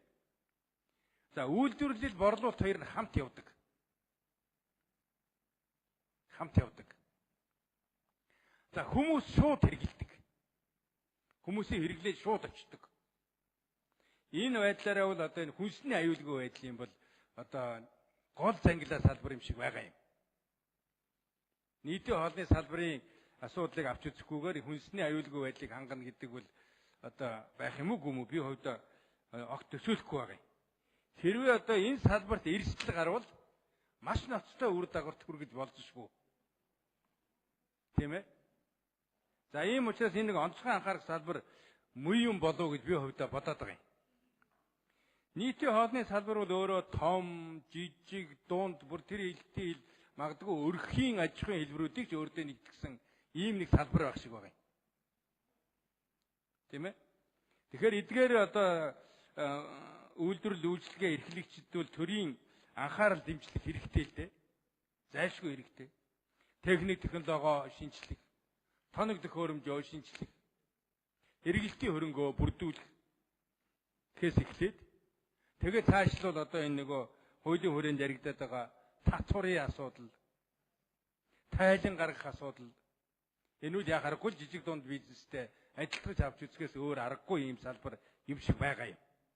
Тэгэхээр ер нь хилцүүлгийн явцад энэ нийтийн хоолны салбарыг энэ одоо нийтний хоолны бизнес эрхлэгчдийг энэ хүрээнд одоо хамруулах тал дээр ямар бодлого? За Ганбаатар гүшүү. За яг та хариулчих. Бүгд орж ирж байна. Зарим нь тэрийг байх шиг байна. Таны ажлыг заасан хүлцэл өчөө. Улаан гишүүнд баярлалаа. Улаан гишүүний асуултанд маш тодорхой хариулъя. Та маш тодорхой асуусан учраас нийтийн хоолны салбар бүрэн хамаарнаа. Бүрэн хамаарна. Гэхдээ 2.5 тэрбум төгрөгийн орлого олсны маргааш нь хамаархаа болно гэдгийг та анхаараарай. Тэнд бас тэр одоо нийтийн хоолны салбар маань өөрөө 2.5 тэрбум төгрөгөөс дээш орлого олдог сүлжээтэй бол одоо манай хуулинд хамаарахгүй гэдгийг танд би бас тодорхой тайлбарлая. Ерөн зүгээр энэ дашинд би хэлэхэд хуулийн үйлчлэлд хамаарахгүй этгээд гэсэн одоо ангилал байгаа. Бусад бүх үйлдвэрлэл, үйлчилгээ, өрхийн аж ахуй одоо хоршоо бүгд хамаарна. Энд одоо би бас дахиж уншиж өгье. Төрийн бус байгууллага, төрийн болон орон нутгийн өмчид, төрийн оролцоотой компани, улсын өмчид үйлдвэрийн газар, төрийн болон орон нутгийн өмчид аж ахуйн тооцоотой газар гадаад улсын хуулийн этгээд энэ хуулийн зохицуулалт хамаарахгүй. За мөн барьцаалан зээлдүүлэх үйлчилгээ, зуулчлалын үйлчилгээ, хууль зүйн зөвлөгөө өгөх үйлчилгээ, худалдаа үйлчилгээний сүлжээ, хадгалан зээлийн хоршоо гэсэн энэ зүйлүүд манай хуульд бол агт хамаарахгүй. За бусад бүх үйлдвэрлэл үйлчилгээ хамаарна гэдгийг хэлье. За аюулгүй байдлын тал дээр бол анхааруулж байгаа одоо таны санааг бас маш сайн ойлгож байна. Гэхдээ манай хууль бол нөгөө төрийн дэмжлэг талаас нь учраас аюулгүй байдал талаас нь бол бид чааш одоо холбогдох хуулинд нь анхаарал тавьж ажиллая. Танд баярлалаа. За Батцэрэг сайд нэмэх гэж байна уу? За Батцэрэг сайд. За улаан гишүүний асуултанд хариулъя. Тантай санал нэг байгамаа. Манай хүнс хөдөө аж ахуй хөнгөн үйлдвэрийн салбар бол Монгол улсын энэ 3 сая иргэнийг хамгийн их ажилдаа орлоготой болгож байгаа ийм салбар. Тэгээ энэ салбарт бол нийт ажиллах хүчний 53.8% нь одоо манай хүнс хөдөө аж ахуй хөнгөн үйлдвэрийн салбарт ажиллаж байгаамаа. За яамны бодлого зорилгоо бид нар тодорхойлохдоо бол энийг бол нэлээд оруулж бодлогондоо оруулсан байна. Бид бодлогоо юу гэж одоо тодорхойлоод байгаа вэ гэхээр бэлчээрийн мал аж ахуй зөнхөлсөн газар тариалангийн бус нутгийн тодорхой газар тариалангийн бус нутаг хотсуурын газраа түшиглэж эрчимцэн мал аж ахуй хөнгөн хүнсний үйлдвэрээ сэргээж хөгжүүлсэн 3 сая иргэний экологийн цэвэр хүнсээр хүртээмжтэй хангана л гэж байна. Тэгээ манай салбарт бол одоо энэ 3 сая иргэнийг экологийн цэвэр хүнсээр хангах үүрэг нь байдаг. Тэгээ энэ үүргээ биелүүлэхэд бол бид нар энэ зорилготой бол оруулсан. Тэгээ бид бол хүнсний орон үйлдвэрлэгч орон болно гэсэн ийм зорилго тавиад байгаа шүү дээ. Ялангуяа одоо бид импортоор маш их одоо хүнсний бүтээгдэхүүнийг оруулж хэрэгжилж байна. Энийг л болиё гэдэг. Энийг болиё. Энийг дотооддоо үйлдвэрлэдэг болиё. Тийм учраас энэ одоо жижиг дунд бизнес, бичил бизнес эрхлэгчдэд дэмжийе. Тийм учраас энэ хуулийг одоо бас одоо шинжилж энэ хуулийн эрх зүйн орчныг сайжруулъя л гэж байна. Тэгээ үнэхээр одоо тантай санал нэг байна. Бид хөнгөн хүнсний үйлдвэрээ сэргээгээд тэгээ энийгээ дагаад одоо манай нийтийн хоол за үйлчлэгээний салбарууд одоо сэргэнэл гэж бид нар харж байгаа. Хамгийн түрүүнд энэ жижиг дунд бизнес эрхлэг гэдэг категорид орох одоо хүмүүс бол энэ нийтийн хоол үйлчлэгээний салбар. Өнгөрсөн онд нөгөө бид нар 1% албан татварыг чөлөөлсөн. Тэрэнд бол манай энэ нийтийн хоол үйлчлэгээний салбар орхигдсон байгаамаа. Орхигдсон байна. Тэгэхээр одоо энийг бол оруулах зайлшгүй шаардлага байна. Үнэхээр одоо Монгол улсын нийт ажиллах хүчний 53.8% нь нийтдээ 750 гаруй мянган хүн манай энэ салбарт ажиллаж байгаа. Түүний бараг 50% нь одоо нийтийн хоол үйлчлэгээний салбарын байгаа. Тэгэхээр энийг дэмжих тал дээр бол яамч нэлээд бодлого барьж байгаа. За энэ хуулинд ч гэсэн одоо нэлээд одоо асуудлууд орцсон. Ялангуяа энэ нийтийн хоол үйлчлэгээний салбарын бол жижиг дунд бизнес эрхлэлийн категорид орно. Гэхдээ энэ би түрүүн бас хэлсэн. Одоо 2.5 тэрбум гэдэг хязгаарлаад ахын зөв үү гэдгийг бас манай гишүүд хараарай. Би бол хязгаарламааргүй байна. Нэг хязгаар тавихаар л одоо манай энэ бизнес эрхлэгчдийн өсөхгүй байгаа шүү дээ. Хөгжихгүй байгаа байхгүй. Жижигрээ дах юм уу? Дээшээ томрох юм уу гэдгийг бас бодох хэрэгтэй. Тэгээ бид нар бол 1.5 тэрбумгээ хязгаарлаад байгаа юм л та. Тэгээ энэ бол одоо би бол яг салбар өдөрж байгаа сайдын хувьд бол энд бас жоохон нэг таатай хүлээж авахгүй байна. Бид хязгаар тавих хэрэггүй юм шиг байна. Одоо нэг гайгүй тоног төхөөрөмж оруулаад ирэх гэл ингэхдээ 2 тэрбум төгрөг болчиход байгаа шүү дээ. Гайгүй одоо нэг хүнсний үйлдвэр оруулж ирээд одоо бариад ажиллая. Гэл ингэхдээ одоо гурилын үйлдвэр байгуулах их чинь бол 10-20 тэрбумаас наашгүй юм байл шүү дээ. Тэгэхээр энэ хязгаарыг бас манай гишүүд бас бодороо. Тэгээ энэ одоо хөнгөн хүнсний үйлдвэрийн салбар, нийтийн хоолны салбар гэдэг бол үнэхээр одоо тантай санал нэг байна. Монгол улсын энэ 3 сая иргэнийг хоолтой онцтой байлгах гэж бас зүтгэж байгаа салбар. Тэгээ энэ салбарыг бол дэмжих ёстой. Тэгээ салбарын сайдын хувьд энэ хуулийг бол дэмжиж байгаа. Баярлалаа. За гişүүд зочд төлөөлөгчдийг танилцуулъя. Бас өнөөдөр энэ хөнгөн хүнсний салбарын ахмадууд маань хурж ирж байгаа юм байна. Яг энэ үеэр одоо бас яг энэ хүнсний асуудлаар манай улаан сайд маань асуулт тавьж салбарын сайдууд хариулж байгаа учраас та бүхэн сонирхолтой болов уу гэж одоо бас яахан нэлээд яриуллаа. Тэгээд Улсын хурлын гишүүн Дамбочрын урилгаар Орхон аймгийн хүнсний комбинатад ажиллаж байсан ахмадууд улсын хурлын үйл ажиллагаа төрийн ордонтой танилцж байна. За та бүхэнд улсын хурлын гишүүдийнхээ нэрийн өмнөөс эрүүл энх сайн сайхан бүхнийг хүсээрөөё. Одохгүй та бүхдийн одоо хүсч хүлээж байсан энэ хууль одоо ингэ батлагдаж гарах гэж байна. За Салтан гишүүн байхгүй байгаа юм байна. За Жавхлан гишүүн. Бис Жавхлан байхгүй байна. За Гамболд гишүүн байхгүй байгаа юм байна. За Баасгүй гишүүн. За баярлалаа. Нэгдүгürt нь би энэ хуулийг дэмжиж байгаа. Гэтэ хэд хэдэн зүйлийг бас асуумаар санагдаад байна. 4 сая бас хөдөө аж ахуйн сайд бас тодорхой хэлж байна л да. Хүнс хөдөө аж ахуйн сайд. Орлогоор нь хязгаарлах гэдэг энэ нийт өртгөөр одоо нийт тэр өртгөөр нь тооцох гэдэг байна. Өөрөөр хэлэх юм бол өөрийн гэсэн байшинтай, өөрийн гэсэн одоо тодорхой хөрөнгөтэй тэр нийт хөрөнгийн хэмжээ нь 2 тэрбум болчихвол өөр байна уу? Эсвэл жилд олдог орлого нь 2 тэрбум байвал тэрийг хасна гэсэн үг үү? Энийг нэгдүгээрт би асуух гэсэн. Хоёрдугаарт нь мал аж ахуйн бүтээгдэхүүн үйлдвэрлэж байгаа. Одоо жишээ хөдөө аж ахуйн бүтээгдэхүүн үйлдвэрлэж байгаа. Сүү, өрөм, тараг ч гэдэг юм уу? Энэ хөө одоо зүйлүүд орох уу? Жижиг дунд гэдэг байгаа шүү дээ бид нар тийм ээ. Тэгэхээр энийг мэдэж авмаар байна л да. Дээрээс нь ер нь жижиг дунд үйлдвэрийг юугаар тодорхойлоод байгаа юм бэ? Тодорхой тоног төхөөрөмж тавьчих юм уу? Эсвэл ажилуулж байгаа хүний тоогоор яриад байгаа юм уу? Сүүлийн үед зүгээр хэвлэл мэдээллийн янз бүрийн зүйлийг ингээ харахаар 20-с 200 хүнийг ажилдаа болгоно гэдэг. Гэтэл 2 хүн сууж байгаад үйлдвэрлэл хийдэг зөндөө юм байгаа шүү дээ. Гутлын үйлдвэрлэлч гэдэг юм уу? Одоо янз бүрийн үйлдвэрлэлүүд байгаа шүү дээ. Өрхийн үйлдвэрлэл маягаар. Гэхдээ өрхийн үйлдвэрлэлийг одоо жижиг гэж би ойлгоод байгаа шүү дээ. Тэгэхээр жижиг дунд гэдэгтээ тэр өрхийн үйлдвэрлэл нь бас орох байх гэж байлаа да. Тэгэхгүй болохоор одоо манайх нөгөө танаад одоо тийм тоног төхөөрөмж яадаг, тийм одоо зориултын ажлын байр алга гэсэн маягтай гадуурхагдаад орхичих гээд байдаг. Тэр хүн чинь өөрийгөө тижээхийн тулд тодорхой хэмжээний үйлдвэрлэл явагдаад эрүүл ахуйн шаардлага хангаад тэгээд одоо нийгэмд бүтээгдэхүүн зарж байгаа юм л. Өмнө парламентд би бас байж байхад сангийн сайдад уганд хэлчихсэн юм. Ерөөсөө энэ уул уурхай онцгой албан татвар гэдэг нэг цөөхөө хэдэн татвар бол нийт татврын 98%, бусд нь нэг 2 хүрэхгүй байгаад байгаа байхгүй. Тийм учраас өнөөдөр энэ эдийн засгаа сэргэх гэдэг утгаараа баг тэгэлцсэн ч асуудалгүй юм байлээ. Хамгийн гол нь юун дээр энийг тэгэлж өгдөггүй вэ гэхээр нөгөө татврын баазаа гэдэг юм одоо тэр татвар төлөгчдийн баазын нэмэгдүүлэх гэсэн байдлаар байгаа дээрээ болохоос энэ бол одоо 1 куб боллоо гэхэд бол цаад юу гэдгийг эдийн засгыг айхтар өсөөд унаад байгаа юм байхгүй хаа гэж би бодож байна. Дээрэс нь ер нь энэ аж ахуйн нэгжүүдэд бид нар бас дэмжмээр байгаамаа. Одоо бол бас энэ жижиг дунд үйлдвэрийн дагаад одоо энэ хууль хүчнийхэн чинь бас эрүүгийн хуулийг оруулахдаа татварыг нуун дарагдуулсан гэдэг олон жилээр ялдаг юм оруулж ирэх гээд байгаа шүү. Тийм учраас Ганбаатар гишүүн бас тэн дээр их сайн хяналтаа тавиарай. Би бол таныг бас үйлдвэрлэлийг дэмждэг, бизнесийг дэмжих бас юм хуулийг санаачилдаг хүний хувьд бас анхаараарай гэж зөвлөмөр байгаа. Тэгэхгүй бол нөгөө нөхдүүд чинь шоронд хийх одоо нөхцөл олдохоо болчихлоо. Яана энэгээ яриа явж байгааг би бас дуулсан шүү гэдгийг хэлгэсэн.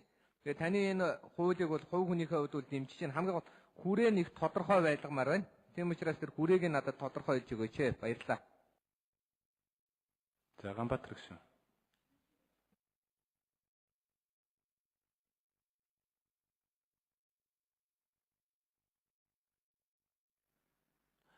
За баярлалаа. Баасгын гишүүний асуултанд хариулъя. Хөрөнгөөр хязгаарлахгүй. Хөрөнгө бол энэ манай томьёолд бол ороогүй. Хөрөнгөөр бас хөрөнгийг нэмдэг бас улсууд бол байгаа. Гэхдээ дийлэнх нь одоо бидэнд гаргаж өгсөн энэ тамгын газар гаргаж өгсөн судалгаагаар дэлхийн одоо дийлэнх улсууд бол яг энэ орлогоор нь хязгаарладаг. Тэгэхээр та 2.5 тэрбум төгрөг хүртэлх орлоготой бол манай хуулинд бүрэн хамаарнаа гэдгийг тодорхой хэлье. Сүү тараг өрөм одоо хийдэг энэ малчид одоо орох уу гэж яг иргэн гэдэг утгаараа бол орох одоо яг ажлын байр гэдэг нь одоо нэг номер учраас иргэн гэдгээрээ бол орохгүй. Гэхдээ өчтөр би бас хариулсан хоршоо одоо хэлбэрээр одоо малчид маань манай хуулийн одоо хүрээнд бүрэн хамаарах бүрэн боломжтой гэдгийг хэлье. За ажиллаж байгаа хүнийх нь тоон хамгийн чухлаа. Хамгийн чухал нь ажиллаж байгаа хүнийх нь тоон чухал. Тоног төхөөрөмж гэдэг нь бол за 1 2 гэж ангилвал одоо дараагийн асуудал хамгийн нэгдүгээрт нь иргэдээ ажилтны амьдралтай байлгахад энэ хууль одоо гол утга учир нь байгаамаа. За тэр 1% татвар гэдэг дээр танд таниулахад 1% татвар бол тэр орлогод бүрдүүлэх тал дээр бол яг таны үзэл бодол зөв. Тэнд бол ямар нэгэн хувь нэмэр гэдэг талаасаа бол хараагүй. Тэгвэл ер нь бол төртөөгөө холбоотой байх нь. Бичиг баримтаа бүрдүүлээд төрдөө бас тайлангаа гаргаж өгөөд 1% одоо төлөөд ингээ төртөөгөө холбоотой байж одоо бусад одоо юу гэдгийг одоо аж ахуй нэгжийн бусад хуулиудыг бас мөрддөг тэр зүйлтэйгээ одоо уялдж байгаа гэдгийг танд бас хэлээ. Түүнээс биш төвшин орлого талаасаа бол нэг хөв бол таны үзэл бодол бол зөвөө гэдгийг хэлье. За өөр орхитуулсан зүйл байхгүй байна гэж бодож байна. Бас хөгшөнд баярлалаа. За бас хөгшөнд тодорхойлъё. Тодорхой одоо жишээлбэл хөдөө аж ахуйн бүтээгдэхүүн үйлдвэрлэж байгаа хүмүүс компани байгуулад тэгтээ одоо юу гэдгийг өрхийн гэхээсээ илүү юу нэг 3-4 хүн ажилуулангууд заавал 9 болго, заавал 20 болго гэдэг иймэрхүү шаардлага энэ хуулиар орж ирэхгүй үстэй гэдгийг би бас асуух гэдэг байгаа байхгүй. Компани бол компани тэгээд яагаад гэвэл одоо ер нь бол техник хөгжөөд хүн нэмэгдэх биш харин хүн аль болох бага байж одоо гадны ер нь туршлагыг харахад бол 2 юм уу 3-аа гэр бүлээрээ сууж агаад тодорхой одоо жишээлбэл машины үйлдвэрээ байдаг тэрний нэг юу гэдгийг бэлийг нь юуг нь бүрээсийг ойж өгдөг ч юм уу эсвэл одоо үйлдвэр байлаа гэхэд үйлдвэртний бэлээ ойж өгөх ажил гүйцэтгэх ч юм уу ийм ажлууд бол хийдэг л дээ. Тэгээ хувь хүнээрээ гэхээс илүү тэр чинь компаниар гэрээ ичдэг. Манайд одоо ялангуяа Эрдэнэтэд бол одоо нэг бэлийг ч гэдэг юм уу эсвэл ногоо одоо нийлүүлэх ч юм. Тэгэхээр энэ болгон чинь нөгөө жижиг дунд үйлдвэрлэл. За Ганбаатар гүшүү. За баярлалаа. Тэр 9 центрээр бол хязгаарлах юм бол байхгүй. 9-9 гэж байгаа. 9-9 гэхлээр бичил гэдэг нь 1 ажилчтай 2 ажилчтай 9 хүртэл бол та бичил. Яагаад тэр юу ажилчтаар ангилж байгаа гэхээр төрийн дэмжлэг нь арай бичил рүүгээ өөр жижиг рүүгээ өөр дунд руугаа өөр байгаа. Тэгэхээр 1 ажилчтай байна та 9 болгох хэрэгтэй, 9 ажилчтай байна та 50 болгох хэрэгтэй гэсэн тийм янз янзын дарамт бол байхгүй. Харин зөвхөн аж ахуй нэгж байгуулад бас төртөөгөө холбоотой яваач. 1 ажилтнтай бол 2 болгооч гэсэн ийм төрлийн дэмжлэг л явж байгаа гэдгийг тань тайлбарлая. Баярлалаа. За Батмөр гүшүү. За энэ хуулийн төслийг бол дэмжиж байна. За энд бас авууштай зүйлүүд их байна. Шийдэгдээгүй уртлын хуулиндаас нь бүрх зүйлүүдийг тодорхой болгож өгсөн. Хамгийн гол нь бол хэн ч уншаад ойлгох хэрэг энгийн бичигдсэн байна. Энийг олзуурч байна. Тэгвэл гэрэлцүүлгийн явцад засах, залруулах, ярилцах юмнууд бас нэлээдгүй байгаа ба. Энийг бол одоо хийхэн зүйтэй гэж ингэж бодож байна. За 2007 онд жижиг дунд үйлдвэрийн тухай хууль гарсан. Яг зөвхөн огтаг Монгол жижиг дунд үйлдвэр байхгүй гэж бол бас хэлж болохгүй. Байж гэнүүдийг сайн хөгжиж гэн гэж бас одоо хэлж болохгүй байх юм л да. Тэгэхээр энэ яагаад Монгол жижиг дунд үйлдвэр хөгжихгүй байна гэхээр би бол бодохдоо нэг л юм байна гэж бодсон. Жижиг дунд үйлдвэрийг хөгжөөж болно, зээл авч болно, хүмүүс цуглуулад үйлдвэрлэл хийж болно. Хамгийн гол нь бол үйлдвэрлэсэн бараа бүтээгдэхүүн борлох баталгаа байхгүй. Баталгаа байхгүй. Энд л хамгийн гол учир нь. Зээл аваад тэгээд өөрийнхөө бүх зүйлээр дэмжинд аваад сүүлд нь үйлдвэрсэн бараа бүтээгдэхүүн борлохгүй бол яах юм. Монголын гайлын тариф бол одоо бүх бараа нь бараг 90% нь бол 5% татвартай. Юу тий гайлын татвар нь. За аж ахуйн нэгжийн орлогын албан татвар нь 10%. Бараа бүтээгдэхүүн борлохгүй. Дөнгөж эхэлж явах баахан татварын дарамт ороод ирдэг. Ийм л аюултай л та. Нэгдүгээр. Хоёрдугаарт бол юу гэхээр энэ импортоос хэд хамааралтай жижиг үйлдвэрүүдийг бид нэр бас дэмжиж байх юм бас боломжгүй юм. Гаднаас одоо тоног төхөөрөмж импортоор ав. Бүх бараа бүтээгдэхүүний импортоор ав. Нэг жоохон бүтээгдэхүүн үйлдвэрлээ тэрийг Монгол төгрөгөөр худалдаад буцаад бараа бүтээгдэхүүнээ импортоор авна гэдэг чинь нөгөө нэг валютын эрэлтийг л өдөөгд байдаг. Иймийг бол төрийн бодлогоор бол бас дэмжмээргүй юм байгаамаа. Том төсөл хөтөлбөрүүдийг дагалдуулж одоо хиймээр байгаа. Кадастр байдлын тэрэг хөгжүүлэн төрөлжүүлэн дагна гэсэн юм байна. Том төсөл одоо 5 толгойн төсөл ихтэл одоо юу тэнд одоо нийлүүлэх юм. Энэ чиглэлээр гаргамаар байна. Одоо ажиллаж байгаа томоохон одоо том төслүүд Эрдэнэт үйлдвэр, Готлийн зарим шохон үйлдвэр гэдэг ч юм уу, Дархны төмөрлөгийн үйлдвэр ч юм уу, Алтан тариа компани ч гэдэг юм уу. Одоо цаашаа хэрэгжүүлэх одоо тэр гац урт гэдэг ч юм уу том төслүүд, Магнуурын уурхай, Шиваава гэдэг. Эднийг одоо эдийн хэрэгцээ бүтээгдэхүүнийг Монголдо үйлдвэрлэж хангадаг Энэ чиглэлийн юмыг бол бид нар энэ төрийн бодлогоор гаргаж ирж одоо тавьмаар байна. Засгийн газар яамны хувьд бол юу гэхээр яг юунд яг ямар чиглэлийн ямар үйлдвэрийг дэмжих үү гэдгийг тодорхой болгох хэрэгтэй. Ингэж яаж энэ зах зээл чинь өөрөө бэлтгэгддэг, хүлээлт үүсдэг. Ийм л учир талдаа тэгээд энийг манайхан одоо хэр зэрэг хийж байгаа энийг одоо сайн мэдэхгүй байна. Энэ бодлогыг тодорхой гаргаад энэ болж байгаа үйл явдлыг тодорхой болгох ёстой юм. Сая одоо энэ жижиг дунд үйлдвэрийн тендер шалгаруулалт гэх нэг юм боллоо. Одоо юу ч болов да. Монголын татвар төлөгчдийн хөрөнгөөр одоо 70 тэрбум төгрөгийн төсөл шалгарсан байх хэвээр. Энийг Монголын ард түмэн та нар ил тод зарлах ёстой шүү. Компаниуд одоо төсөл аваад очихоор жижиг дунд үйлдвэр эрхлэгч гэсэн гэрчлэгээ байдгүй гэдэг. Манай данхны одоо маш их олон компаниуд хасагдсан. Тэрийг өгдөг газар байхгүй. Тэгээ одоо энэ шалгаруулж байгаа улсуудаар нь яваад очихоор та нараас ол байгаа улсууд яамнаас ирээд аваад болоод байна штэ гэх нэг хүн сурталчилан юм яриа суугаад байдаг. Монголын ажил ийм л байна штэ. Нэг бол одоо засах хэрэгтэй. Тэр аймагт нөгөө тухайн аймагт ямар жижиг дунд үйлдвэрийн шаардлагатай 1 минут. Батмар гүшүүнээ 1 минутын нэмээд өгч. Тухайн аймагт ямар жижиг дунд үйлдвэрийг дэмжих ёстой байсан. Тэнд нь нийцүүлээд хийсэн бол одоо хэл амгүй байсан. Энэ бол их хэл ам гарна шүү гэдгийг бас хэлье. За энэ татварт ногдох орлого нь одоо 2.5 тэрбумаас одоо доош бол 1% заасан байна. За энийгээ сайн үзэх зүйтэй байна. Татвар хуулийн шинжилтийн одоо тэр концепц бол юу гэхээр чиглэлд 1.5 тэрбум төгрөгнөөс доош борлуулалтын орлоготой гэж байна. 2.5 тэрбум төгрөгийн татварт ногдох орлого гэдэг бол 20 хэдэн тэрбум төгрөгийн борлуулалт хийж ийм хэмжээний татварын орлого гарч ирнэ. Энийг бол хэлэлцүүлгийн явцанд хийчих зүйтэй гэж. Төрийн болон орон нутгийн өмч хөрөнгөөр бараа материал худалдаж авах хуулинд бас томоохон өөрчлөлтүүд хийгдэж байгаа. Тэр сахим дэлгүүргээд байж байна. Бас дотоодын одоо бүтээгдэхүүнийг давуу эрхтэй худалдаж авах их мэдээ. Энэ хуулиудын өөрчлөлтүүдтэй бас уялдуулах юм шаардлага байгааг та нар анхаарна уу? Тийм учраас энэ тэр татварын хувь За Ганбаатар гүшүү. За баярлалаа. Батмар гүшүүний асуултанд хариулъя. Тэр 2.5 тэрбум гэдэг бол зөвхөн борлуулалтын орлого шүү. Эсвэл борлуулалтын орлого. Тий. Татвар биш шүү. Тэр ерөөсөө тийм биш.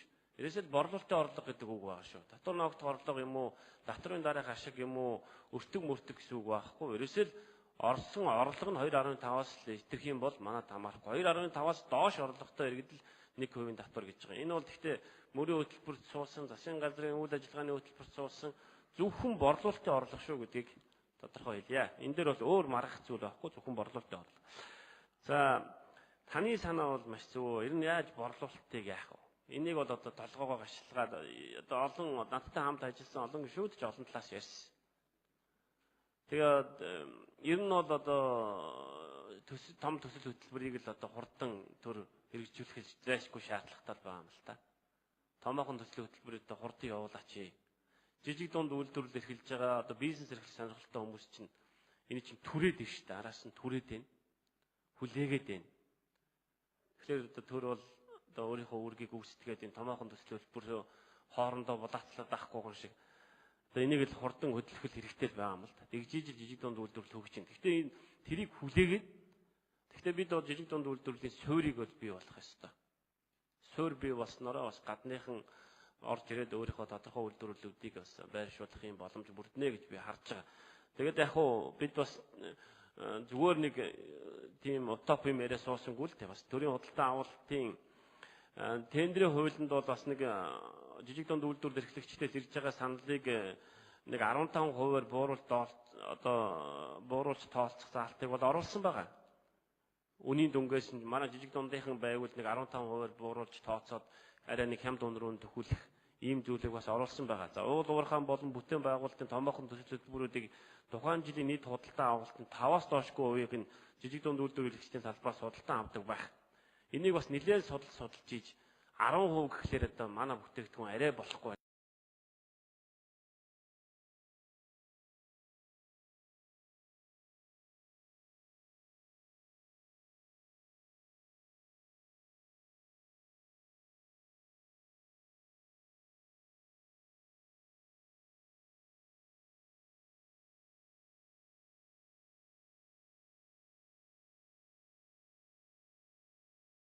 байна. Одоо нэг үгдгийн хятадчиг нөгөө Бялтааны хот одоо юу гэдгийг цонхны хот, гэрлийн хот гэдэгтэй адилхан ийм одоо кластерсэн төрөлцсөн маягаар хөгжих ёстой л гэж би бодож байгаа. Жижиг дунд үйлдвэрлэл бол бусад улсуудад бол 99%, 98%, 97%-ийг бол зах зээлийнхээ хувийг бол одоо хангаж байгаа. Тэгэхээр бол энэ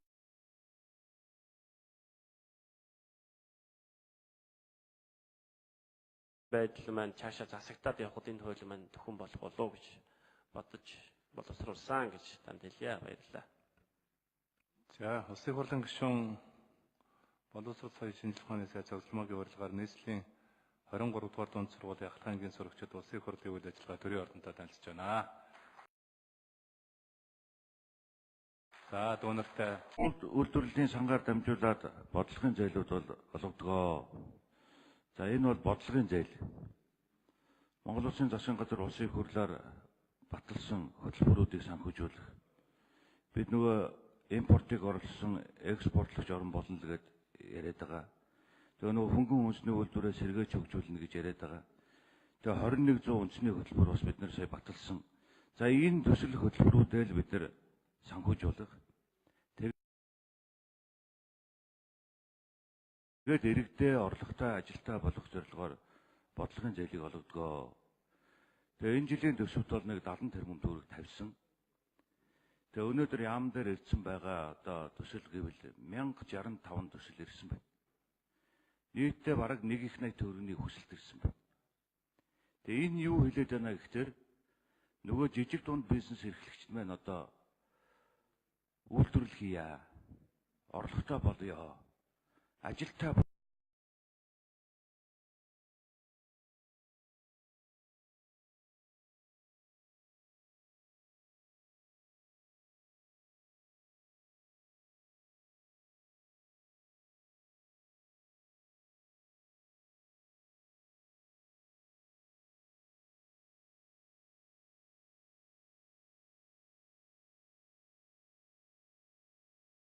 болёо гэсэн одоо хүсэл манай үйлдвэрлэгчд байна.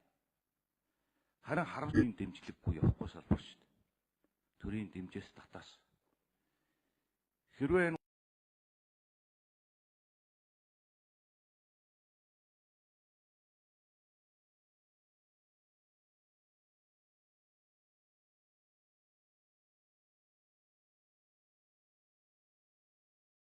гурван сая иргэнэ экологийн цэвэр хүнсээр хангыг дотоод хэлж нүдэндээ нэрмэстэй. Үнэхээр одоо тэр банкнаас ч зээл авъя гэхээр 20% хөвтэй зээлийг яаж босох юм бэ? Яаж 20% одоо зээл хүүгийтэй зээл авчаад ямар ажил хийгээд одоо яаж орлоготой болох юм бэ гэдээ одоо манай аж ахуй нэгжүүд ярьж шүү дээ. Энэ бол үнэн би салбарын сайдын хувьд эдгээр санал нэг байна.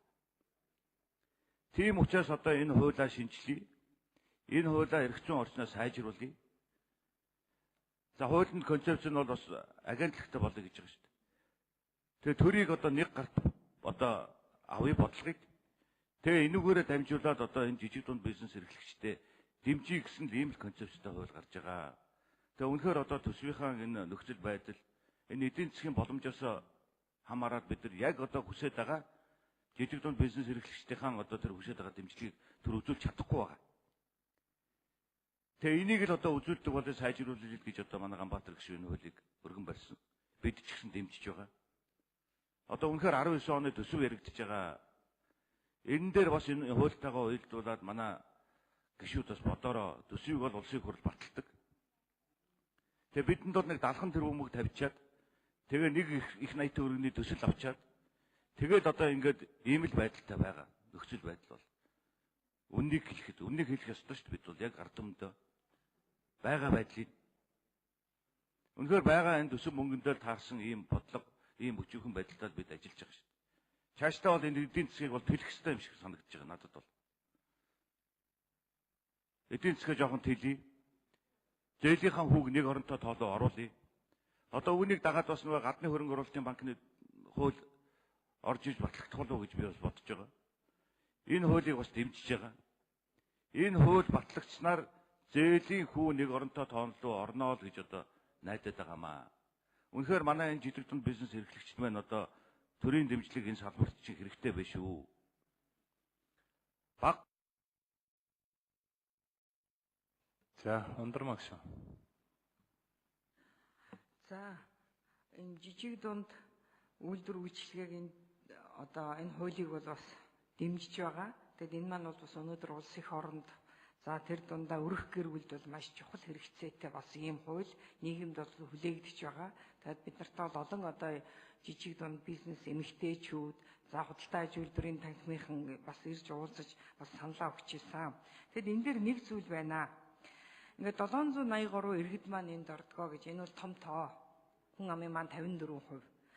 Гэтэл энэ дээр бол төрийн бодлого бас дутаад байна. За ямар бодлого уу гэд ингээд хэлэхлээр энэ жижиг дунд бизнесменийнхэн маань өөрснөө энэ одоо төрийн бас захиалгыг авч зарим зүйл дээр бол бас тендерт орж ажилладаг нэг. Хоёрдугаарт энэ гадаадын том хөрөнгө оруулалттай энэ аж ахуй нэгжүүдийн үйлчилгээг бас үзүүлдэг. Гэтэл зээл нь эргээд 2-3 жилийн хугацаатай байдаг. Энэ хооронд бол одоо сая бид нар бас хүүгийн асуудал ярьлаа. Өнөөдөр одоо Монгол улсад хүүг ямар байгаа вүлээ гэдэг бол их тодорхой байгаа. Гэтэл эргээд энэ зээлийг одоо төлөх хугацаа нь болоод нөгөө аж ахуй нэгжүүдийн боомлоод хаагаад зээлээ төлөхгүй байх гээд хүндрэл учруулад ингээ явдаг. Гэхдээ тэгвэл яагаад энэ зээлийн сунгаж болдгоо юм бэ? Энэ дээр төрийн бодлого дутаад байна шүү дээ.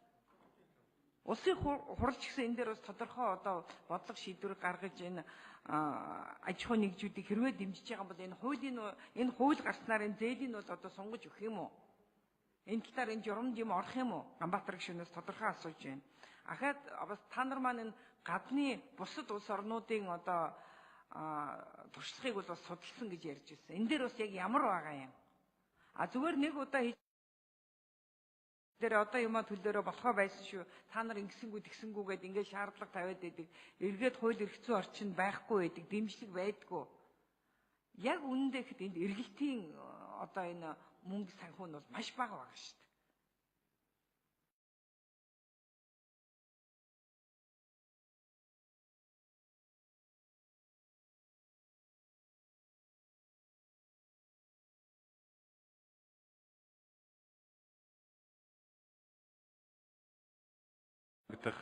Банкуудын салбарын захирал болгон түнхэл тосхны зарагчийн албаны ажилтнууд улсын хурлын үйл ажиллагаа төрийн ордонтой танилцж байна.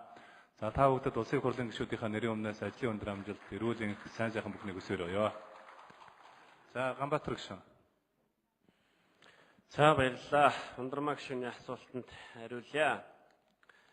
За ер нь бол тэр сантай холбоотой, зээлтэй холбоотой зүйлүүд бол яг хуулинд бол одоо наривчлан тусаагүй. Ер нь бол журмаар зохицуулна гэсэн та бас өөрөө журмаар зохицуулна гэж мэдж байгаа.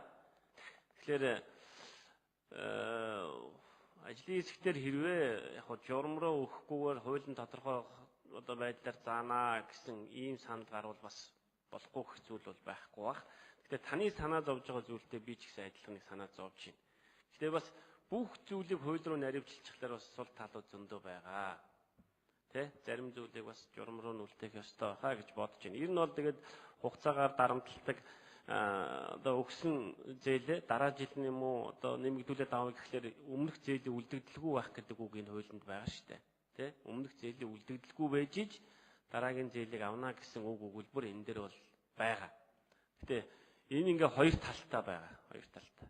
Яг таны санаа зовж байгаа зүйл бол байна. Тэгээд нөгөө хүн үйл ажиллагаагаа явуулаад ашгаа 5 жилийн дараа 6 жилийн дараа одоо ядаж 3 жилийн дараа олно. Бизнес өөрөө шууд явуулаад маргааш нөгөөдөр нь олчдаг. За яг үйлчлэгийн салбар бол магадгүй. Ялангуяа одоо өрсөлдөх чадвартай үйлдвэрүүд бол хурдан хугацаанд одоо орлого олох ашиг итгээл орлогч олохгүй байх тохиолдол байгаа шүү дээ. Тэгэхээр энэ зүйлүүд бол байгаа учраас ундрмаа гишүүний санаа зовж байгаа зүйл бол маш зөв. Гэхдээ яг та өөрөө бас хууль өргөн барьсан хүмүүс одоо ажлын хэрэгт орсон. Тэгэхээр яг таны зовж байгаа зүйл хуулинд бол өшир дутагдaltaй зүйл бол байгаа. Гэхдээ журамд одоо журмаар зохицуулна гэж заасан байгаа тийм. Тэгэхээр та яг эмзэг зүйл бас олж асууж байна л та одоо. Ингэж л хариулъя да. За. За ундрмаа гишүүн 1 минут.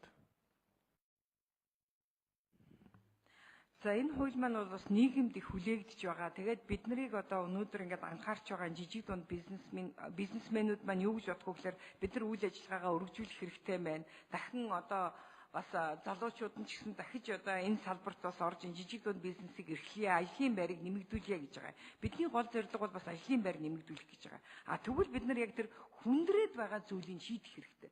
2-3 жилийн дотор ямар ч ашиг олохгүй шүү дээ. Ийм бага эргэлттэйгээр ийм одоо үйлчилгээг харин хамгийн гол нь тэр үйлчилгээ болон үйлдвэрлэлийг эхлүүллээ. Нэгдүгээр одоо гол зүйл нь, хоёрт нь ажлын байр нэмэгдлээ.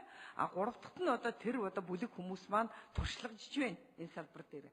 Тэгвэл ашиг олгоход нь дэмжлэг үзүүлэх хэрэгтэй байна. Тийм учраас энэ хуулийн одоо 2 дахь хэлэлцүүлэг дээр нь бол бас энийг бас анхааралтай аваач гэж бас санал хэлж байна. За жавхлан гişүн. Бэ жавхлан гişүн. За баярлалаа. Энэ хууль бол маш тийм чухал хууль байнамаа. Тэр юугаараа чухал вэ гэхээр төрийн зүгээс энэ жижиг дунд бизнес эрхлэгчдийн энэ эдийн засгийн энэ секторт хандлага нь маш хүчтэй байдаг. За энэ одоо ямар тооноос харагдж байна вэ гэхээр нийт манай бизнес эрхлэгчдийн одоо аж ахуйн нэгжүүдийн 98% нь энэ эдийн засгийн секторт хамрагдж байдаг. За дотоодын нэмэлтийн 17%-ийг бүрдүүлдэг. За гэтэл нөгөө талдаа одоо нийт ажил эрхлэгчдийн 700 гаруй мянган ийм ажил одоо эрхлэгчдийг хамрагддаг ийм эдийн засгийн сектор.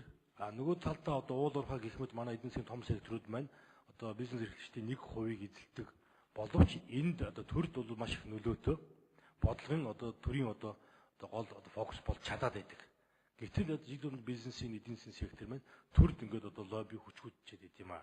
Тийм учраас энэ хуулийг энэ одоо маш нухацтай хэлэлцэж маш сайн хууль гаргаад одоо дунд урт хугацаанд энэ жижиг дунд бизнес эрхлэгчдийг төрийн зүгээс үзүүлэх энэ дэмжлэгийг нь одоо тогтвортой, оновчтой, хүртээмжтэй, өрөөгөөжтэй байлгах талаас нь сайн зохицуулт хийх ийм хууль болоосоо гэж хүсэж байгаа маа. Тийм ч учраас энэ хуулийг одоо дэмжиж санаачлагч нь болж явж байгаа.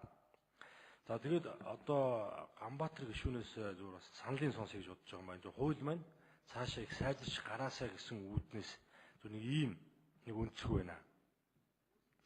За энэ хууль маань одоо ингэ уншаад байхаар яг энэ жижиг дунд үйлдвэрлэл эрхлэгчдэд төрийн зүгээс үзүүлэх санхүүгийн үйлчлэгийг яг хүлээн авах чиг. Тэр үйлчлэгийг одоо хүлээж авах талбар, тэр ангилал, тэр бүх юмыг нь маш одоо тодорхой болгож өгсөн талаараа бол даваа талтай. Тэр нь бол маш тодорхой болж ирж байгаа. За гэтэл нөгөө талаас нь яг төрийн санхүүгийн үйлчлэгийг тэнд яг хүргэж өгөх төрийн бүтэц маань өөрөө ямар байх вэ гэдэг дээр энэ хууль бас нэг сайн ажиллах хэрэгтэй юм байна шүү.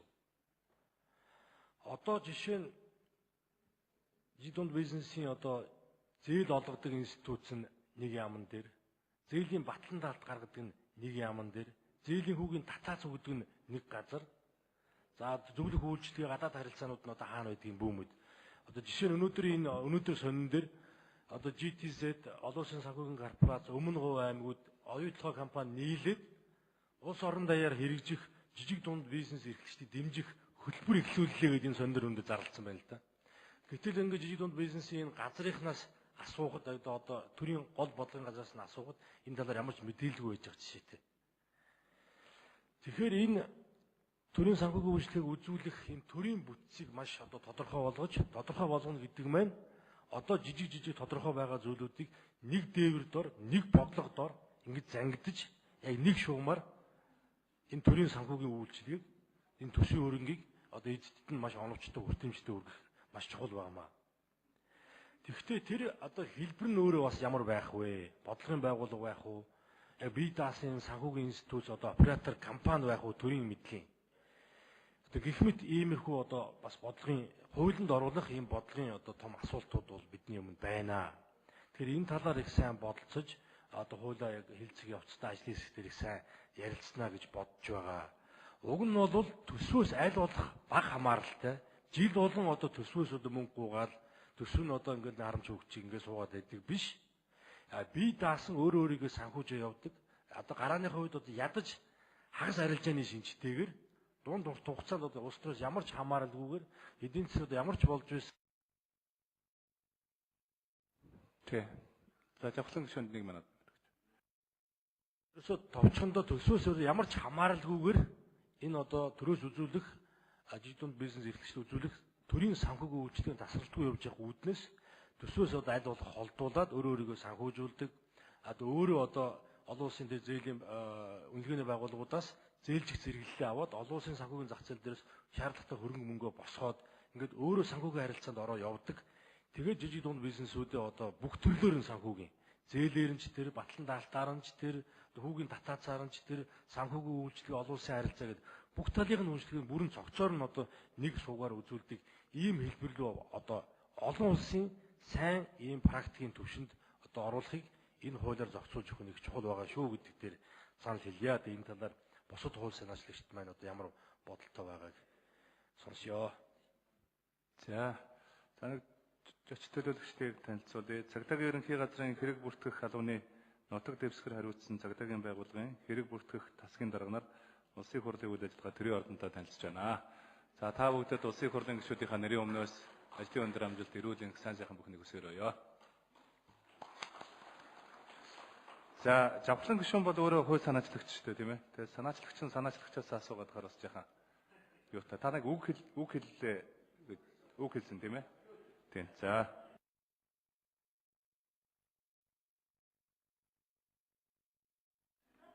За гишүүд асуулт асууж хариулт авч дууслаа. За одоо үг хэлэх гишүүдийн нэр.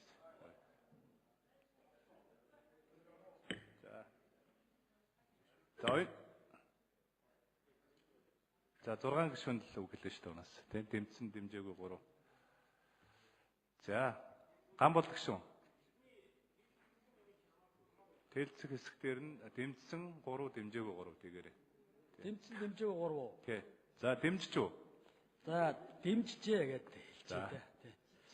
Тий. Тэгэхээр энэ маш чухал одоо хуулийг бид хилдэж байгаа. Тэгэхээр сая би асуулт уул нь асуу гэж байгаа дамжсангүй. Тэгээ гол нь хоёр юмыг би цаашдаа онцгой анхаараач гэж хэлхийг хүсэж байгаа. Ялангуяа хөдөлмөр эрхлэлтийг дэмжих сангаас манай хөдөлмөр нийгэм хамгааллын яамны шугамар хэрэгжүүлж байгаа бичил зээл олгодог асуудал.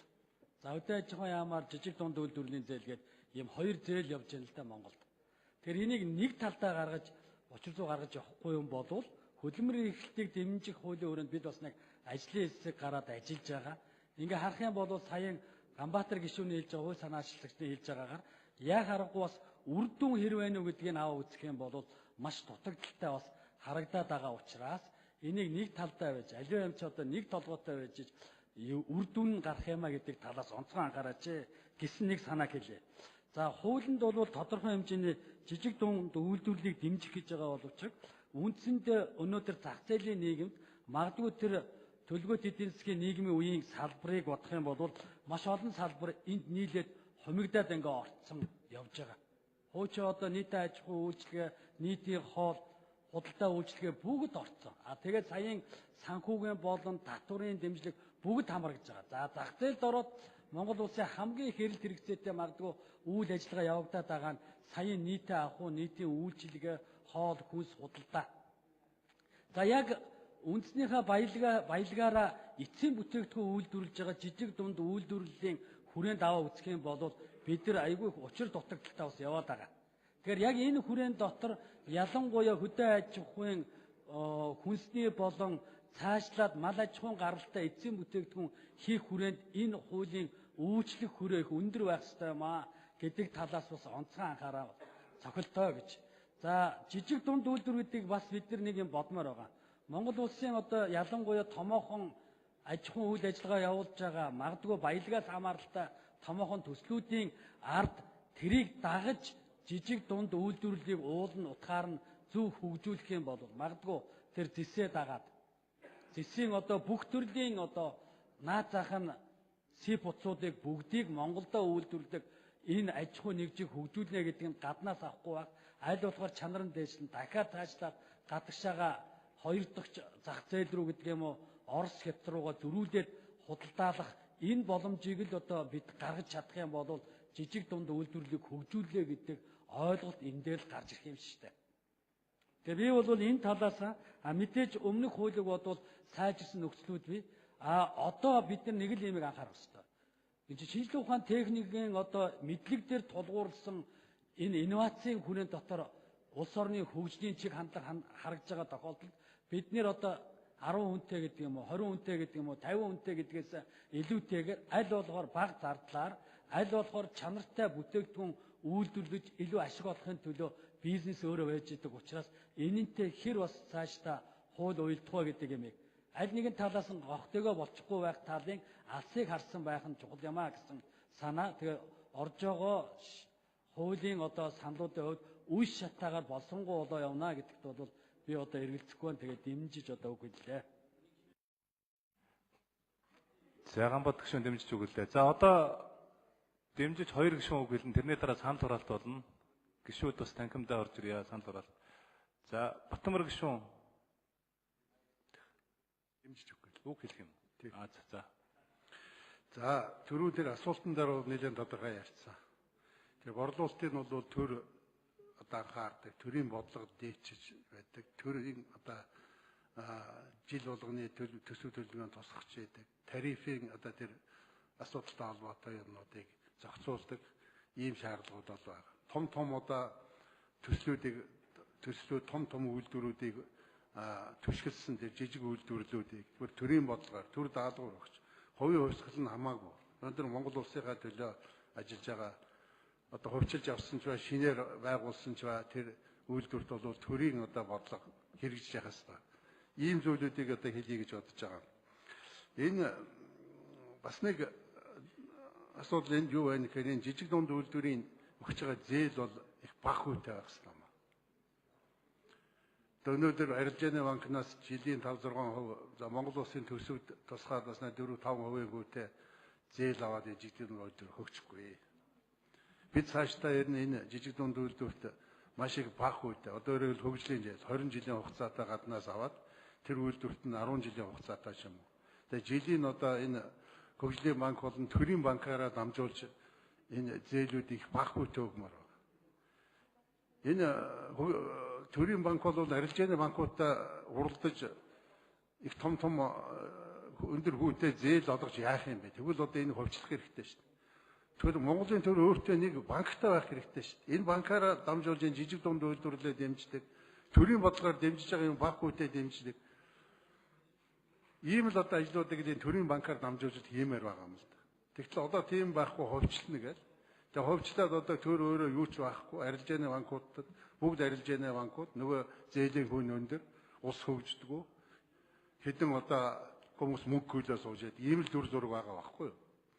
Тийм учраас бол энийг жижиг дунд үйлдвэр зориулсан хөгжлийн зээл авч энийг тэр зохих шатаар нь дамжуулж Монголын төрийн дэмжлэг үзүүлэх ёстой гэж ингэж бодож байна. Энэ бас нэг зүйл бол энэ нөөтийн боцон олголт гэж байдаг. Бид нар одоо энэ Европт явахдаа эдэлдэг шүү дээ.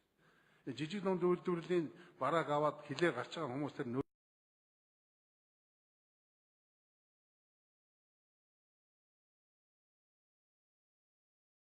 нөөтөө буцааж авдаг энэ системийг бас нэвтрүүлэх. Энийг ингэж их том их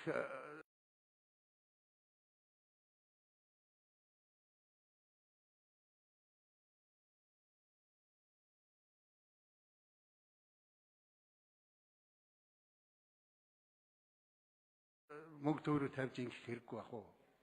Цомхон бүтцтэй ийм байгуул байхыг үгүйсэхгүй байна. За дотор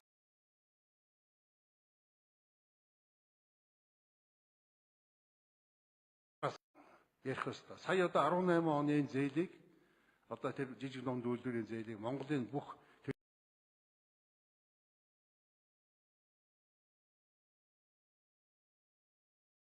мэдээллийн хэрэгслээр ил тод зарлах ёстой. Үйл ажиллагаагаа ил тод болгоё. Ямар одоо компаниуд авцсан юу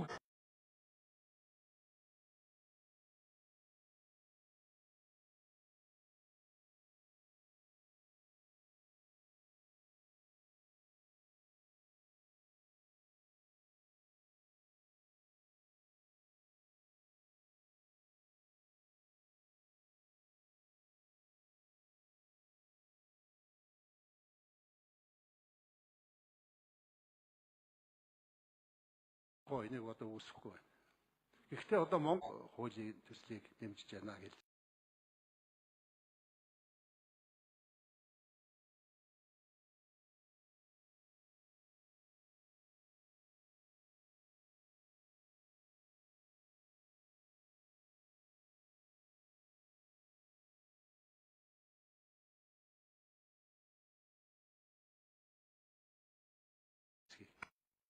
Завтмар гүшүүн дэмжиж өглөө. Жижиг дунд үйлдвэрлэлийн тухай энэ хуулийн санаачлагчдын нэг учраас %100% дэмжиж өг хэлж байгаа. Тэгээд түрүүн бас хэлж байгаа ер нь өнөөдөр Монгол улстайгаа 155 мянга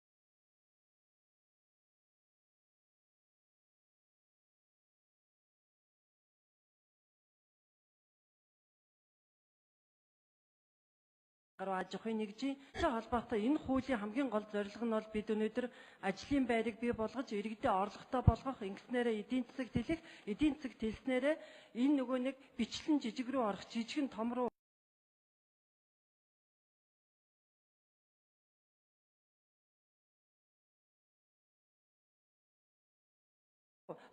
дундлалынхаа энэ эрхлэгчдэд дэмжиж явдаг.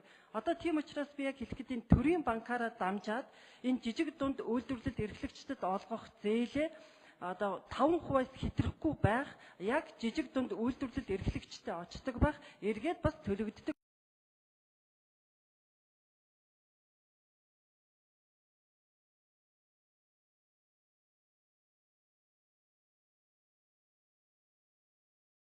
байх гэд энийг өөрөө эргэцэн орчноороо энэ дээр хуульчлаад өгчвөл энэ хэрэгжнэ. Тэгэхгүй бол одоо яаж юм гэхээр жижиг дунд үйлдвэрлэлийн шугамар олгож байгаа зээлийн зарим нь том руу явцдаг. Энэ гол зорилго нь одоо юу юм гэхээр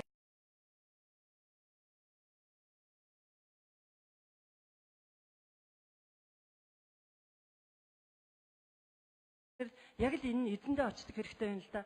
Өнөөдөр жижиг дунд үйлдвэрлэлийн эрхлэгчдийн хамгийн их хүсэж байгаа зүйл бол зээлийн хүүг бууруулах, зээл хүртээмжтэй байх. Тэгээ энэ яг эзэндээ очдог байх. Энэ гурван зүйлийг л хүсэж байгаа. Тэгэхээр энэ гурван зүйлийн зээлийн хүүг бууруулах асуудал нь одоо тусдаа орж ирээ шийдэгдэх байх. Яг энэ хууль дээр ингээд аваад үзвэл ямар ч байсан ажлын байр бий болгох, татварыг 1% болгох, за яг жижиг дунд бичил үйлдвэрлэл эрхлэгчтэй энэ зээл очдог байх тал дээр л бид илүү их анхаарж байгаа. Энэ дээр ч гэсэн хууль эрхцэн орчин бүрдэх ёстой. Тийм учраас би энэ улсын хурлаас одоо энэ хууль гаргахад манай гишүүч гэсэн бас санаачлага хэлээд яг тэр хүмүүсийнхээ хүсэн хүлээж байгаа энэ хуулийг л гаргах нь их чухал байгаа. Тэгээд цаг алдалгүй бас гаргах нь хэрэгтэй байгаа. Өнөөдөр бид нэр ингээд Япон, Сингапур, Өмнөд Солонгосыг үзэхэд 2-3 том аж ахуйн нэгж нь энэ жижиг дунд бичил энэ үйлдвэрлэлөө дэмжиж энэ ханган нийлүүлэх чиглэлээр тогтмол бүр ийм захиалагтай, ажлын байртай, орлоготой эргээд тэр нь төлбөрөөч төлж чаддаг тийм байх нь их чухал байгаа. Тэгэхээр өнөөдөр жижиг дунд үйлдвэрлэл эрхлэгчид нартай уулзж хахад хамгийн гол нь нөгөө захиалга гэдэг байгаа шүү дээ. Зээлийг заах уу ингээд өнөөдөр хууль эрх зүйн чанга болгоод захиалгын өгчлөө. Эргээд тэдний зээл өгчлөө. Харин одоо эргээд тэднийхээ бас бүтээгдэхүүнийг ингээд бодлогоороо дэмжиж авдаг, захиалга нь бий болдог, тэр нь борлогддог. Ийм байх бизнес зах зээлийн орчин ч гэсэн энэ хуультайгаа уялдаад бий болох ёстой гэж хараад байгаа. Тэрнээс биш бид өнөөдөр жижиг дунд бичил үйлдвэрлэл эрхлэгчдийнхаа хийгээд байгаа юмыг хажуу талын ирээнэс гэдэг юм, урд хөвшөөч гэдэг юм, эсвэл өөр газараас оруулж ирээд тэгээ нөгөө татварын бодлогоороо дэмжсэн юм ч газар дээрээ хөрсөн дээрээ буухгүй, үр дүнгээ өгөхгүй байгаад байгаа зүйл бол бодит үнэн байгаа л да. Одоо бид нар гэр хорооллын хашаан дотор энэ 800 мянга гаруй хүмүүсийн бараг 70-80% нь тэнд үйл ажиллагаа эрхэлж байгаа. Хамгийн гол жижиг дунд бичил бизнес эрхлэгчдийн ихэнх нь тэр хашаан дотор үйлдвэрлэл явагдаж байна. Маш амжилттай явагдаж байна. Том энэ Toyota-гийн засварын үйлдвэрлэлийн үйлчилгээнийх нь тэнд явагдаж байна. Нэхмэл сүлжмлийн үйлдвэрүүдийнх нь тэнд явагдаж байна. Гэтэл тэднэрт өнөөдөр зээл олдохгүй байгаа. Яагаад гэвэл тэдэнд танил тал байхгүй байна. Тийм л учраас өнөөдрийн энэ санаачлаад байгаа жижиг дунд үйлдвэрлэлийг дэмжих тухай хууль яг тэр эддээ очдог байхын төлөө энэ хуулийг бол санаачлаад явж байгаа гэж хэлж байгаа. Тэгээ энэ дээр бас манай Гамбат гүшүү өөрөө энэ бизнес эрхлэгчийн хувьд яг тэр бодит амьдралдаа энэ хүмүүсийн уулзж байгаа жижиг дунд үйлдвэрлэл эрхлэгч нартай ч бид их уулз санал бодлын сонссон. Хамгийн гол хүсэж байгаа нь сая миний хэлээд байгаа тэр зээлийн хүү энэ зээл эзэндээ очдог байх, хүртээмжтэй байх. Тэгээд хамгийн гол нь захиалга бас авах тал дээр бодлогоор дэмжих гээд. Тэгэхээр ямар ч байсан татварыг 1% дээрээс нь энэ гаднаас орж ирж байгаа зээл тусламжийн нэг 10% ч юм уу 20% нь ядахтаа яг энэ лөө чиглэмээр байна. Сая гэхэд 2012-оос 16 оны хооронд утаатаа тэмцэх гэдгээр 200 сая Америк долларын хөнгөлөлтөө зээл тусламж утаа руу яваад үр дүн нэг ширхэж байхгүй байгаа. Энэ бол бүр бодлогоор сангийн яам бидэнд сая гаргаж өгсөн. Хэрвээ энэ мөнгө бичил жижиг дунд үйлдвэрлэл рүү орцсон байсан бол хэдэн хүнийг ажлын байртаа хичнээн хүмүүс бас хөгжиж дэвшгэд хэрэгтэй байх байсан билээ. Энэ мэтлэн одоо яг юуг бид бодлогоо гэж үзэхгүй, юунд анхаарах вэ гэдгээ төр анхаарч үзэх нь их чухал байна гэж хэлмээр байна. Тэгээд энэ хуулиа бүгдээрээ хурдан баталцгаая. За одоо дэмжиж 3 гишүүн хэлчлээ. Одоо дэмжихгүй гишүүд байх юм байна тий. Батардны гишүүн дэмжих юм байгаа шүү дээ тий. Дэмжихгүй. За Батардны гишүүн.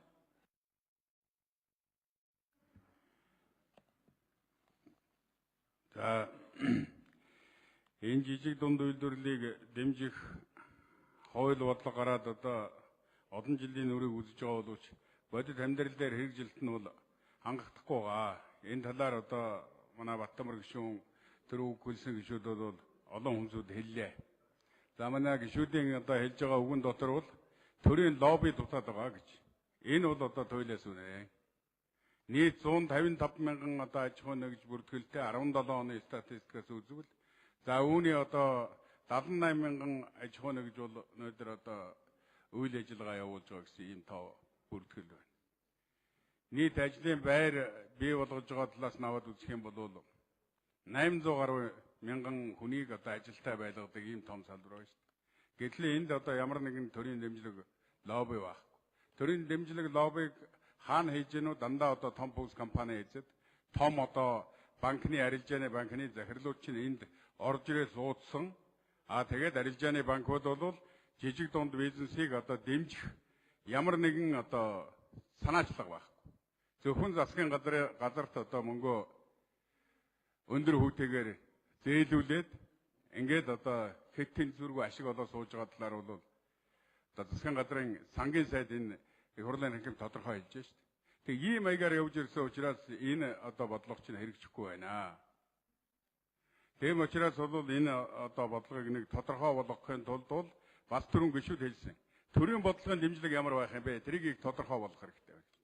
Зүгээр олон хүмүүсүүдийг ингээд хоорондоо нэг өрсөлдүүлээд байгаа одоо хөрөнгө мөнгийг нь бараад ингээд одоо жижиг дунд бизнес эрхэлж байгаа эрхлэгчид гээд ингээд орхих юм бол дунд нь одоо орхих юм бол энэ чинь бүтэхгүй байна. Одоо нэг суман дээр юм уу эсвэл аймаг дээр одоо хоёр талхны зээх үйл ажиллагаа явуулаад болоод байхад 20 талхны зээх одоо тэнд байгуулагдах юм бол тэгээд нөгөө хоёрч байхгүй 20ч байхгүй бүгдээрээ одоо тоног төхөөрөмж тэр эргэлтийн хөрөнгө бүх юмнууд чинь одоо хэрэггүй болоод ингээд орхигдоод байна шүү дээ. Тэгэхээр эн чинь одоо түрүүн манай гишүүдийн хэлдэг төрийн бодлого гэж юм дутаад байна гэдэг чинь энийг яриад. Тэгээ одоо энэ оруулж ирж байгаа хуулинд бол одоо харьцангуй сайн нь санхүүгийн одоо талаас нь яаж дэмжих, татварын талаас нь яаж дэмжих гэдэг юмнуудыг оруулж ирсэн байна. Бие бол одоо шөмжилж байгаа асуудал бол энэ одоо төрийн бодлого талаас нь яаж зохицуулт оруулж ирэх вэ гэдэг юм дутамгүй байна гэж. Төрийн захиргааны төв байгууллага орон нутгийн одоо өөрөө өдөр тасны орон нутгийн захиргааны байгууллагууд нь ямар оролцоотой ямар одоо бодлого гаргах юм бэ гэдгийг хийхгүй бол эн чинь одоо болохгүй байна.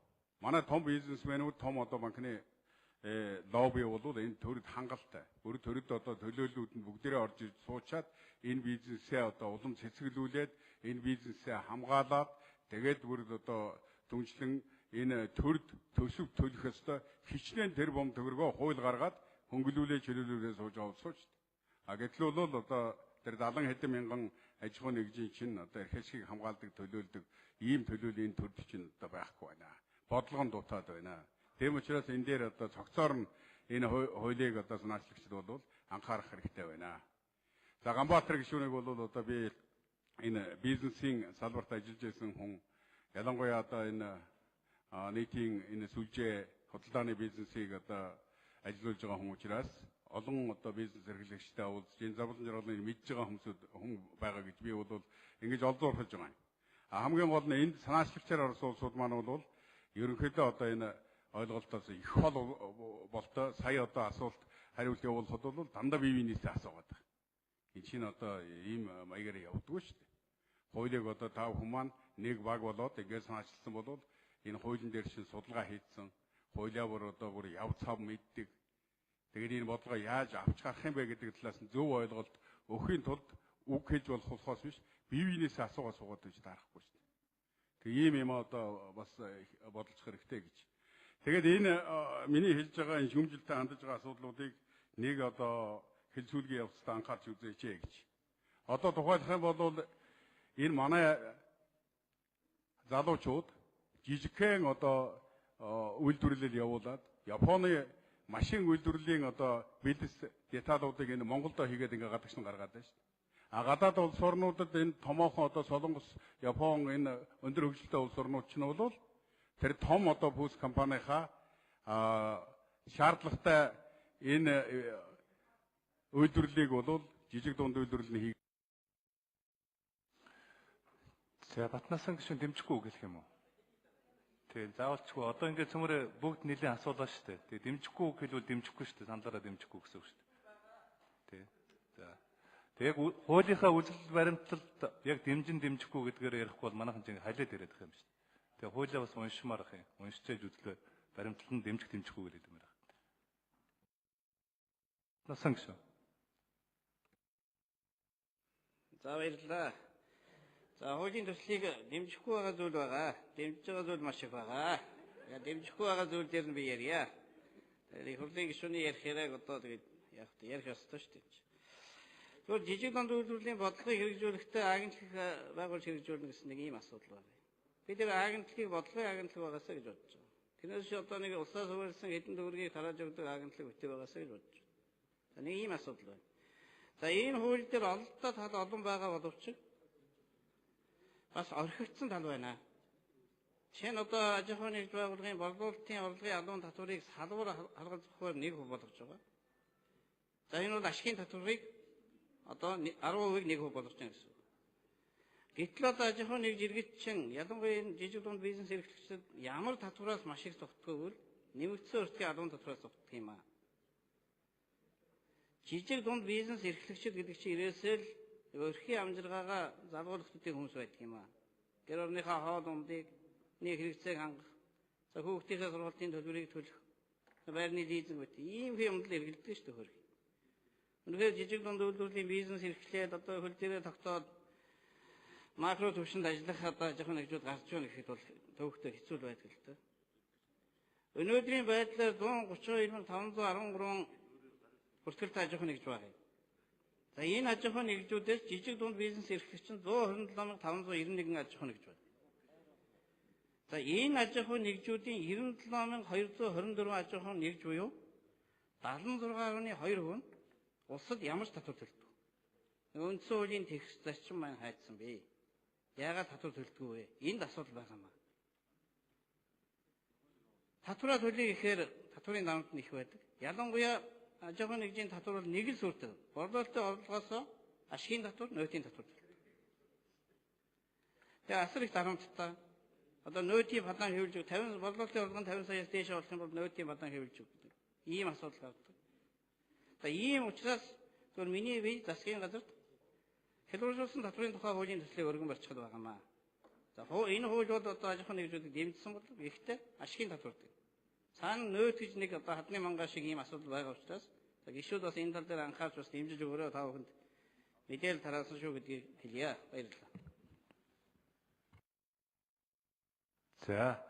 За одоо бямцгах гишүүн байхгүй юм байна. Оюурлах гишүүн. Дэмжихгүй үг хэллээ шүү дээ. Гэхдээ би энэ хуулийн төслийг дэмжиж байгаа юм.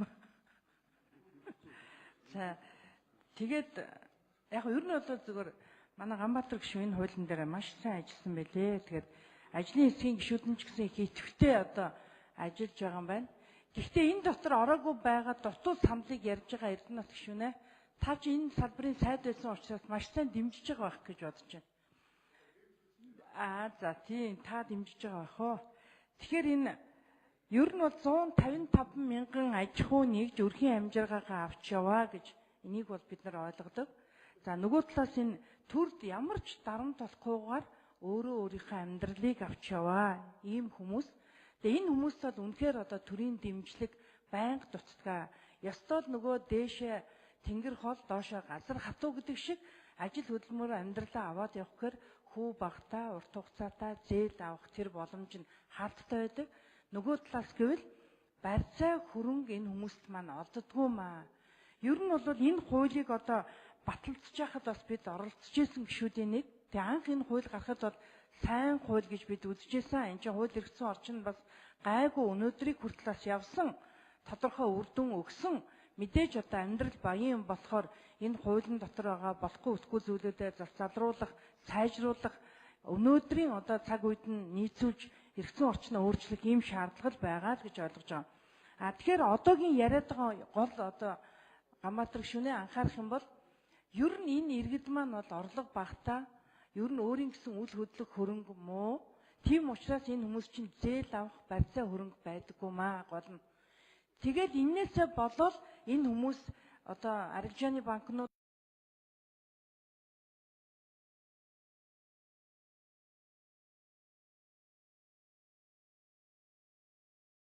зээл авч чаддгүй төрөөс явуулж байгаа хүү багшийг ч ардаа орхихгүйгээр ядуурлаас одоо гаргах ядуурлыг бууруулах энэ үйл ажиллагаанд энэ хуулийн амин сүнс оршоосоо гэж бодож байгаа. Ер нь бол сүд нь яг энэ байгаасаа гэж бодож байгаа. Тийм учраас энэ барьцаа хөрөнгө шаардахгүйгээр итгэлийн зээл олгоод та үнэхээр өөрийнхөө амьдралыг авч яваад энэ одоо төр танд итгээд өгсөн зээлийг хугацаанд нь төлөөрэй гэдэг тийм гэрээ хэлцээр контрактуудыг хийх боломжийг энэ хуулийн төсөлд тусгаад өгчмөр байгаамаа. Ингэж чадвал бид нар ишүү олон хүнийг ажилдаа орлохдоо хин нэгнээс гар хараад сарваагаад суудаг залхуу тийм хөдөлмөрч биш хүмүүсийг бас энэ нийгмээс шахаж магадгүй. Нөгөө талаас хурууга хөдөлгөж хөдөлмөр хийсэн хүн л амьдрах юм байна гэдэг тэр боломжийг бас төр дэмжиж өгөх юм том боломж гарна гэж бодож байгаа. Хүмүүс ерөөсөө л гуйж байгаа нь надад үнэхээр 5 хамтаа гэр эсвэл гэрийн маань гадаа байгаа хитгэн малнаас өөр барьцаа хөрөнгө байхгүй банк тэрийн маань маш бага гүйтэйгээр барьцаа хөрөнгийг маань авдаг учраас бидний зээл авах боломж олдохгүй байна л гэж ярьж байгаа. Тэр нь үнэн шүү.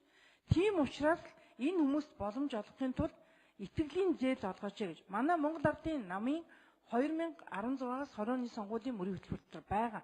Итгэлийн зээл олгож ядуурлыг бууруулъя гэж. Тэгэхээр яг энийг хэрэгжүүлэхэд энэ хуулийн амин сүнс нь бас одоо орж шингэж өгөөсэй гэж бодож байгаа учраас яг энэ асуудалд анхаараасай гэж хэлмээр байна.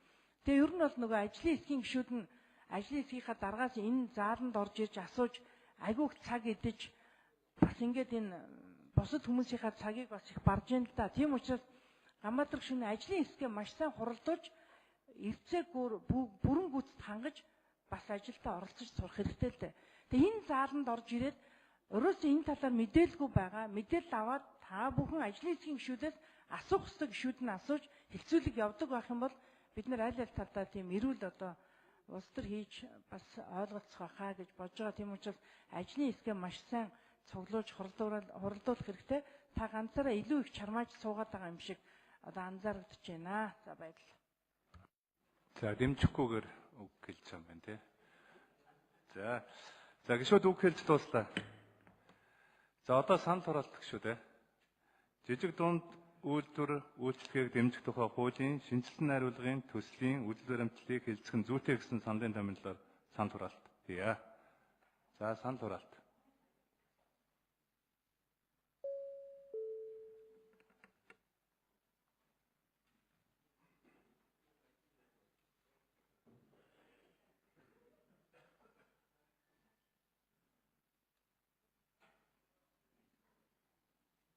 За 57 гишүүн оролцож 51 гишүүн дэмжиж 89.5% сандаар энэ санд энэ хуулийн төсөл дэмжиглээ. За нэг зочид төлөөлөгчдийг танилцуулчихъя. Улсын их хурлын гишүүн оюун чимгийн урилгаар Чингэлтэй дүүргийн 39-р дунд сургуулийг 1988 онд төгсгчдийн төлөөлөл улсын их хурлын үйл ажиллагаа төрийн ордондоо танилцж байна. За та бүхэнд улсын их хурлын гишүүдийнхээ нэрийн өмнөөс эрүүл их сайн сайхан бүхнийг хүсээрөөё. За хуулийн үйлдэл баримтлал батлагдсан. За хуулийн төслийн үйлдэл баримтлалыг хэлцэх нь зүйтэй гэж гишүүдийн олонх үзсэн тул жижиг дунд үйлдвэр үйлчлэгийг дэмжих тухай хуулийн төслийн найруулгын төсөл болон хамт өргөн мэдүүлсэн жижиг дунд үйлдвэрийн тухай хуулийг хүчингүй болсон тооцох тухай, засгийн газрын тусгай сангийн тухай хуульд өөрчлөлт оруулах тухай, аж ахуйн нэгжийн орлогын албан татврын тухай хуульд нэмэлт өөрчлөлт оруулах тухай, төрийн болон орон нутгийн өмчийн хөрөнгөөр бараа ажил үйлчилгээ худалдаа авах тухай хуульд нэмэлт өөрчлөлт оруулах тухай, зөрчлийн тухай хуульд нэмэлт өөрчлөлт оруулах тухай, хөдөлмөр эрхлэлтийг дэмжих тухай хуульд нэмэлт өөрчлөлт оруулах тухай, мэргэжлийн боловсрол сургалтын тухай хууль нэмэлт өөрчлөлт оруулах тухай хуулийн төслүүд болон тогтоолын хамсралтанд нэмэлт өөрчлөлт оруулах тухай жижиг дунд үйлдвэр үйлчлэгээ дэмжих тухай хууль батлагдсантай холбогдуулан авах арга хэмжээний тухай улсын их хурлын тогтоолын төслүүдийг анхны хэлцүүлэгт бэлтгүүлэхээр эдийн засгийн байнгын ороонд шилжүүллээ. За дараагийнхаа асуудалд оръё. За төрийн болон орон нутгийн өмчийн хөрөнгөөр бараа ажил үйлчлэгээ худалдаа авах тухай хуульд нэмэлт өөрчлөлт оруулах тухай хуулийн төслийн үйлчлэрээмтлийг хэлцэх асуудлыг хэлцэнэ. Хууль санаачлагчийн илтгэлийг сангийн сайд Хүрлбаатар танилцуулна.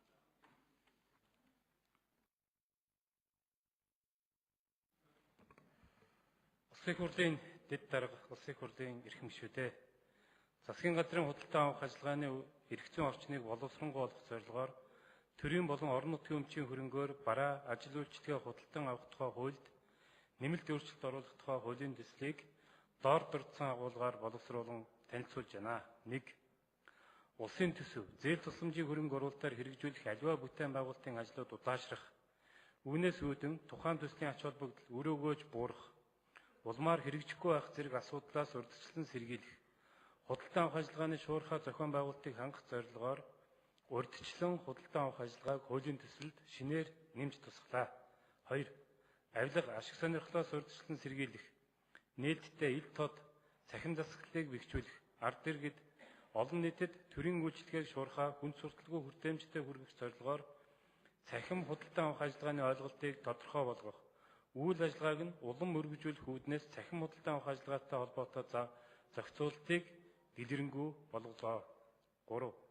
Улсын их хурлын 2014 оны 43 дугаар тогтоолоор баталсан ногоон хөгжлийн бодлогын баримт бичгийн 3 дахь зорилтын дагуу байгаль орчинд ээлтэй шин технологи нэвтрүүлэх, бизнесийг дэмжих зорилгоор ногоон худалдан авах ажиллагааг хуулийн төсөлд тодорхойлж холбогдох заалтыг нэмж тусгалаа. 4. Тендерт оролцогч аж ахуйн нэгжүүдээс тендер шалгаруулалттай холбоотой гомдол гаргаж шийдвэрлүүлж зөрчигдсөн эрхээ хамгаалуулах эрхтэй байдаг. Гэвч аж ахуйн нэгжүүдээс гаргах хүндэслэлгүй гомдлын тоо жилээс жилд өсөх боллоо. Энэ нь ялангуяа улсын бүтээн байгуулалтын ажилд багагүй саад учруулж төлөвлөсөн ажлыг удаашруулах нөхцөлийг бий болгож байна. Иймд хуулийн төсөлд барьцаа төлбөр байршуулж байж гомдол гаргах, гомдол нь үндэслэлт бол барьцаа төлбөрийг буцаангуулах зохицуултыг нэмж тусгасан бөгөөд ингэснээр үндэслэлгүй гомдол гаргах явдлыг буурна гэж үздэн болно. 5.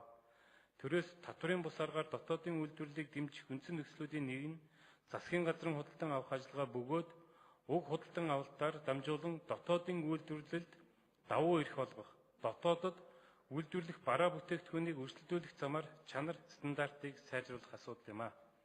Иймд дотоодын үйлдвэрлэлийг дэмжих зорилгоор хуулийн холбогдох зохицуултыг боловсронгуй болгож зохих өөрчлөлтүүдийг хуулийн төсөлд мөн тусгалаа. 6. Худалдан авах ажиллагааны практик шаардлагын улмаас урган гарч буй зарим зохицуулагдаагүй маргаан дагуулдаг ойлгомжгүй асуудлуудыг нэг мөр ойлгомжтой болгох зорилгоор хуулийн зарим хэсэг заалтуудыг нэмэх болон өөрчлөн найрууллаа. Улсын их хурлын дэд дарга, улсын их хурлын эрхэм гишүүдээ төрийн болон орон нутгийн өмчийн хөрөнгөөр бараа ажил үйлчлэгээ худалдан авах тухай хуульд нэмэлт өөрчлөлт оруулах тухай хуулийн төслийг хилцүүлж шийдвэрлэж өгнө. Анхаарал тавьсанд баярлалаа. За Хүрлбаатар сайдад баярлалаа. За төслийн талаарх төсвийн байнгын орооны санал дүгнэлтийг улсын их хурлын гишүүн оюун харалт танилцуулна.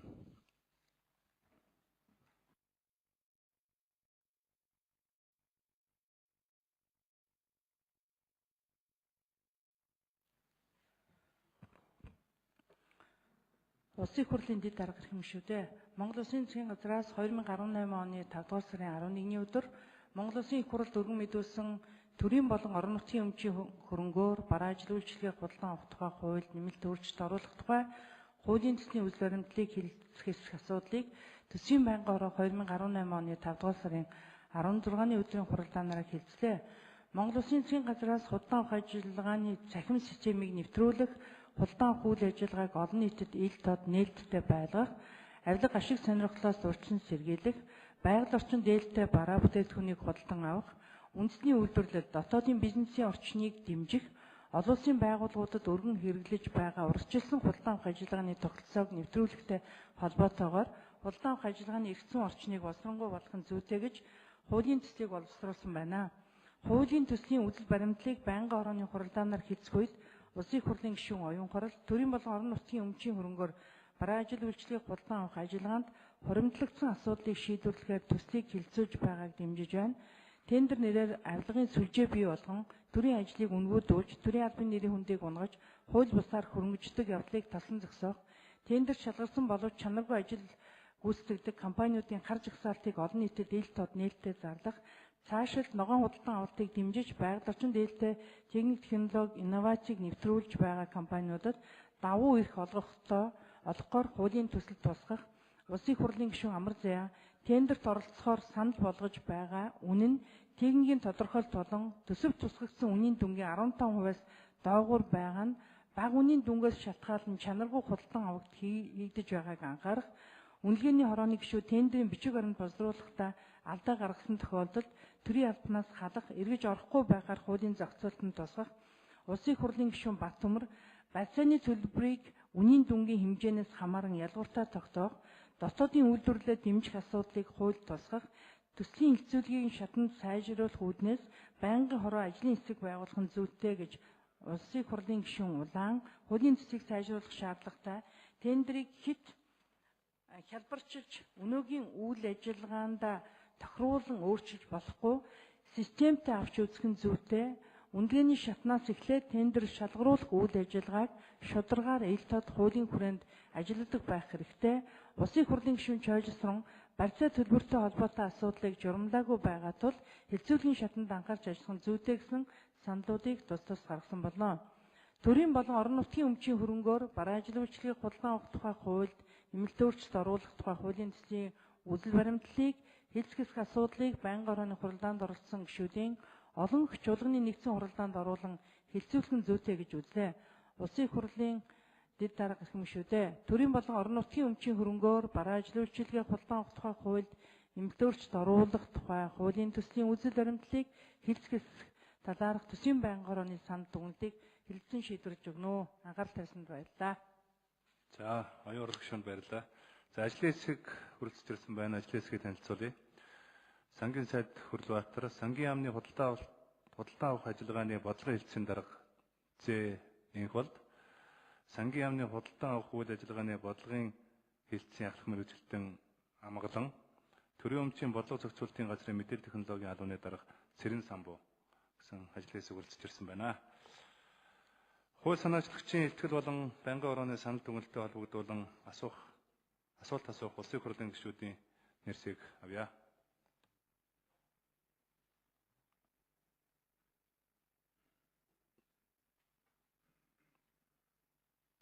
За, улаан гишүүнээр таслаа.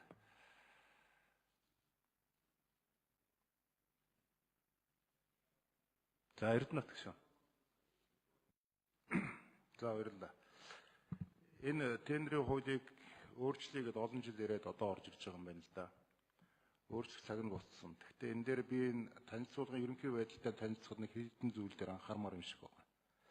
Хамгийн гол манай улс чинь дөрвөн улиралтай ажил хийдэг улирал нь ерөөсөө хавар зун намар.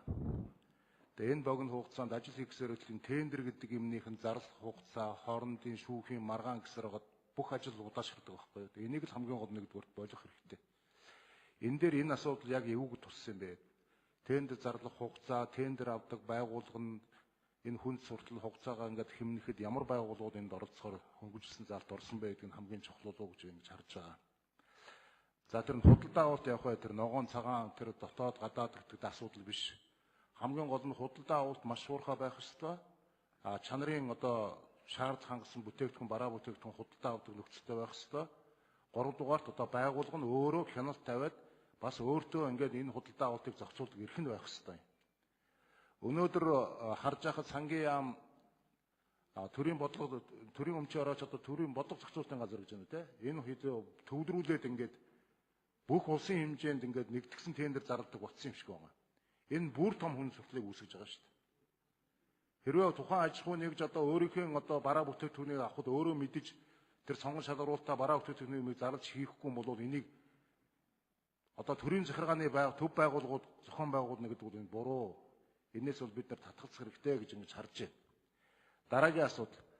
Хамгийн их тендерийн үйл ажиллагаанд садаа болдог зүйл бол гомдол гаргасан тэр нэг үндстэй үнэлгүй гомдол гаргаад шүүхэд ингээд дав заалдаад ингээд бүтэн 2-3 жил дамждаг асуудлыг болох хэрэгтэй. Энэ шүүхийн маргааныг, энэ тендерийн маргааныг яаж зохицуулдгүй гэдгийг энэс арай өөрөөр авч үзэхгүй бол энэ Монгол улсад ажил хийгдэхгүй. Энийг нэгдүгээр харж үзээс. Хоёрдугаар байгууллагын худалдаа авах эрхийг баталгаажуулах хэрэгтэй. Одоо нэг байгууллагын дараа 5 сая төгрөгөөр аваад тэрнээс дээш нь худалдаа авах эрхгүй гэж байгаа байхгүй. Тийм хачин гэж юу гэдэм бэ? Яаж байгууллагын ажил явах юм бэ? Тэгээд нэг 10 сая болвол одоо энэ Улаанбаатар төрж тендер шалгаруулдаг ийм ажил тогтолцоог энэгээр халах хэрэгтэй. Энэ байж болохгүй. Дараагийн асуудал.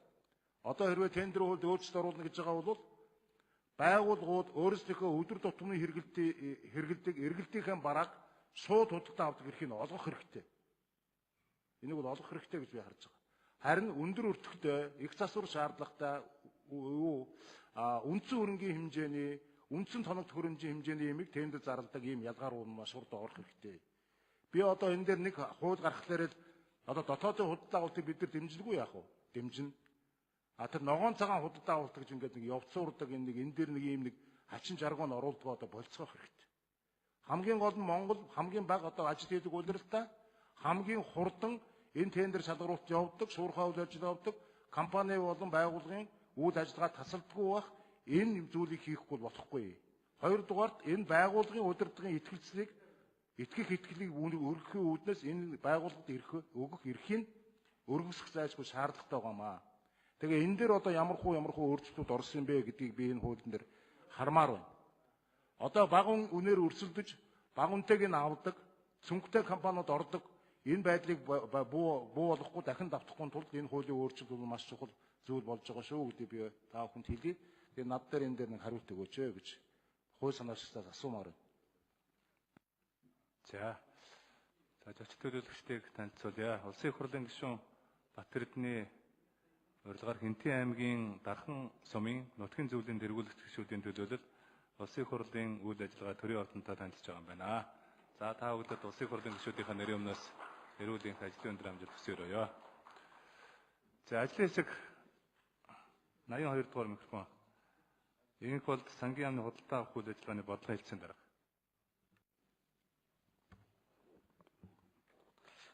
Эрдэнэт гишүүний асуултанд хариулъя. Улирлын чанарт барилга угсралтын ажлыг шуурхай зохион байгуулах үүднээс одоогийн мөрдөгдөж байгаа хуулийн 46-гийн 1-8 дээр зам, барилгын инженерийн шугам сүлжээ зэрэг тодорхой улиралд гүйцэтгэх онцлог шинжтэй бараа ажил үйлчлэгийг тухайн одоо жилийн төсөв батлагдсан даруйд эхлүүлнэ гэсэн юм заалт байдаг. За одоогийн оруулж ирж байгаа хуулийн төсөл дээр урьдчилсан худалдаа авах ажиллагаа гэдэг ийм шин зохицуултыг оруулж ирж байгаа. Урьдчилсан худалдаа авах ажиллагаа гэдэг нь болох дээр тухайн төсөл арга хэмжээний санхүүжилтийн их үүсвэр батлагдахаас өмнө худалдаа авах ажиллагаа эхлүүлж болно гэсэн ийм зохицуулалт орж ирж байгаа. Тэгэхээр энэ асуудлаар бол бас улирлын чанартай хийгдэх ажлуудыг бас хугацаан дээр бол илүү төхөмтэй болно гэж ойлгож байгаа. За гомдол маргаан дээр бол жилээс жилд бол гомдол маргаан бол ихсэж байгаа. Ялангуяа сангийн яам дээр гомдол гаргадаг асуудал бол маш их ихсэж байгаа. Үүн дээр бол өнцлөгүй гомдол маргаан гаргах нь бас үнийгээ дагаад бол ихсэж байгаамаа. Тэгэхээр гомдлыг хариуцлагатай болох үүднээс өнцлөгүй гомдол гаргахыг багасгах үүднээс одоо гомдол гаргахдаа барьцаа төлбөр тавьж гомдол гаргадаг байх. Хэрвээ гомдол нь үндэслэлтэй болвол барьцаа төлбөрийн буцааж олох, гомдол үндэслэх бол улсын орлого болох гэсэн ийм заалтуудыг хуулийн төсөлд оруулж ирсэн байж байгаа. Батэрдэн гишүүн.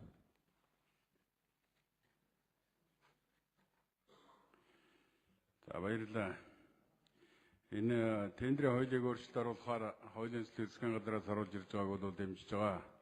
Тэгээ саяын танилцуулгаас нэг хоёр зүйл асууя гэж бодож байгаа. Нэгдүгээрт бол энэ дотоодын худалдан авалт үйлдвэрлэлийн үйлчлэгээ худалдан авах тухай ийм засгийн газрын өмнөх засгийн газрын шийдвэр байгаа л да. Тэгээд тэрийг бол барьж хэрэгжүүлж ирсэн тодорхой үр дүн гарсан. Тэгэхээр энэ одоо хуулийн өөрчлөлтөөр бол бас энийг анхаарч үзсэн ийм зохицуулт байна уу юу?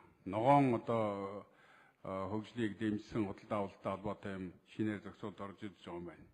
Тэгээ энэ дотоодын үйлдвэрлэлийн үйлчлэгийг худалдан авах энэ засгийн газрын шийдвэр бол энэ чухал ач холбогдолтой. Энэ яг сая одоо энэ хэлж байгаа асуудлын өмнө яригдсан одоо жижиг дунд үйлдвэрлэлийг дэмжихтэй төрийн бодлоготой бол шууд холбогдох ийм одоо асуудал байгаа юм аа. Тийм учраас энийг нэг тодруулж хэлж өгөөч гэж. Хоёрдугаарт бол энэ тендертэй холбоотой юмд бодлон гаргадаг зүйл бол зураг төсөвтэй холбоотой асуудал байдаг. Нэг нь нөгөөх нь бол гүйцэтгэгчийг сонгож шалгаруулахтай холбоотой асуудал. Тэгэхээр зэрэг зураг төсвийг бол жишг одоо улсын хэмжээнд гаргах ийм нэг шийдвэр гарсан тэр маань одоо хэрэгжилт ямар байгаа юм бэ? 320 хүүхдийн сургууль, 640 хүүхдийн сургууль, 920 ч гэдэг юм уу. Ингээд нэг жишг зураг нь ойлгомжтой байх юм бол газар зүйн байрлал, хол оройсоо, тээвэр туургын зардлаасаа шалтгаалаад асуудал нь шийдэгдээд явах юм одоо үнийх нь хувьд найс цаашаа болох. Энэ нь бол одоо тендер бодлон байхгүй, шудраг болох, ил тод нээлттэй болох энэ зарчимд бол нийцэх юм шүү гэж ингэж одоо ойлгодог. Тэгээ энэ зураг төсөвтэй холбоотой манайхан бол хуучин одоо стандартаа барьсан энэ зураг төсвийг одоо хийдэг энэ салбаруудын боловсрол эрүүл мэндийн салбарын энэ зураг төсвийн одоо байгууллагууд бол нэг жаахан хоцрогдсон юм байна уу да гэж ингэж бодоод байд юм аа. Тийм учраас бол өнөөгийн одоо шаардлагад нийцсэн ийм зураг төсвийг одоо гаргадаг, тэр нь тэгээд одоо жишг байдаг ийм байвал хайж байх вэ гэж. За тэгээд одоо гүйцэтгэгчийг сонгож шалгаруулахтай холбоотой асуудал байдаг юм аа. Тэгээд энэ олон удаа одоо ингээд тендерт оролцоод тэгээд энэ тэндгүй. Бараг одоо 330 сум хэдэн ч байдгийн нэг компани одоо ингээд тендерт байнга оролцдог учраас ингээд тендер авсан. Нөгөө хүн байгууллага компанийнх нь одоо хүн хүч яг бодит амьдрал дээр болцоо хүрэхгүй ийм байдалтай байдаг. Тэгээд хамгийн гол нь нөгөө барилга хөрөнгө оруулалтын маань чанар байдал энэ одоо нөлөөлөд байдаг. Энийг нь яаж үзэх юм бэ гэж. За энэ танилцуулгаас бид үзэхэд бол энэ 2 удаа сонгон шалгаруулалт явагдаагүй бол шууд одоо гэрээг байгуулах ийм зохицуултыг оруулж байгаа юм байна. Энэний цаа тал чинь бол төрийн байгууллага тэр тухайн тендер шалгаруулж байгаа хүмүүсийн одоо башир арга бас энд нуугдаад байдаг юм байлээ шүү гэдгийг одоо бас бодолцож үзсэн болов уу болов. 2 удаа заавал одоо сонгон шалгаруулалт хийхгүйгээр ингээ бариад байдаг. Тэгээд одоо шууд гэрээ хийх тэр зарчим руугаа орох гээд ингээд сонгон шалгаруулалтыг ямар нэгэн байдлаар одоо хүчин болгодог ийм зүйлүүд бол байдгийн байлээ шүү. Ийм нэг 2 3 зүйл дээр нэг тодруулга хариулт өгөөч баярлалаа. За ажлын хэсэг 82 дугаар микрофон. Батэрдэн гишүүний асуултанд хариулъя. За энэ удаагийн хуулийн төслөөр дотоодын үйлдвэрлэлийг дэмжих талаар дараах зохицуултуудыг хуулийн төсөл тусгасан.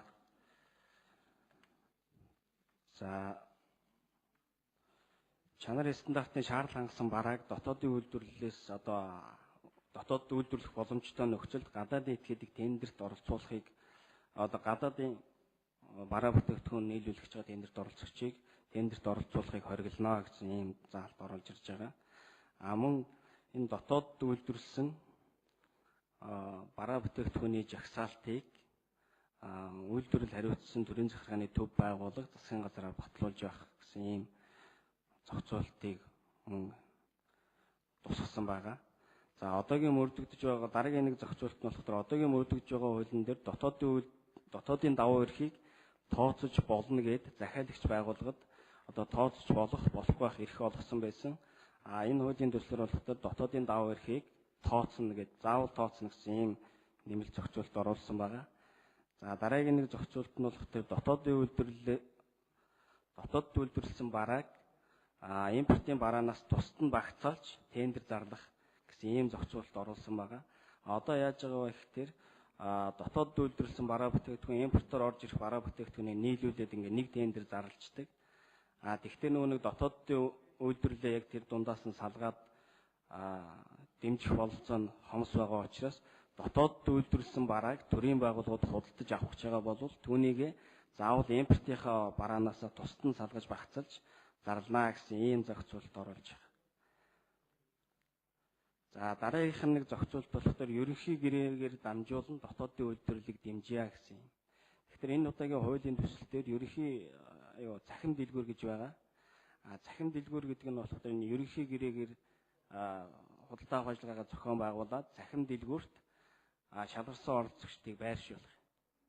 Тэгэхээр энэ ерөнхий гэрээгээр яаж дотоодын үйлдвэрлэлээ дэмжих юм бэ гэхээр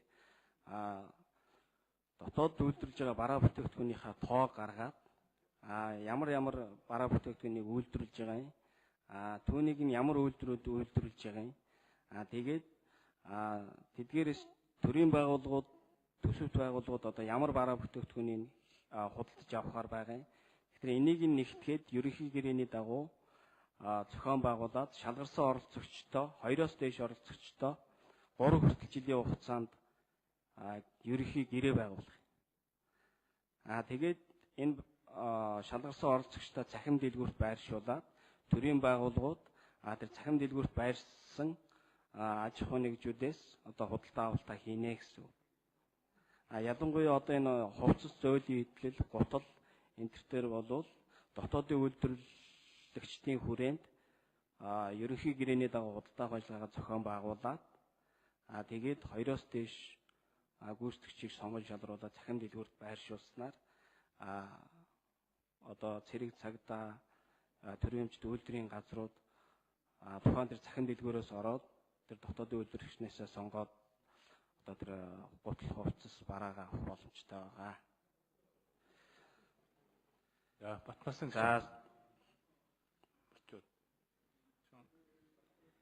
баярлалаа. За хуулийн төслийг бол дэмжиж байгаа. Ер нь бол энэ хуулийн төслөөр бас нэлээд ахистай дэвшилтэй газар зүйлүүд бол харагдаж байна лээ. За энд нэг тэр гомдол гаргахдаа нэг дээд босх нэг 20 сая хүртэлх төгрөг байршуулад тэгээд хэрвээ гомдол нь үнэлэхгүй гэх юм бол тэр 20 сая төгрөгийг улсын орлого болгоно гэсэн нэг ийм зүйл ярьж байгаа юм л да.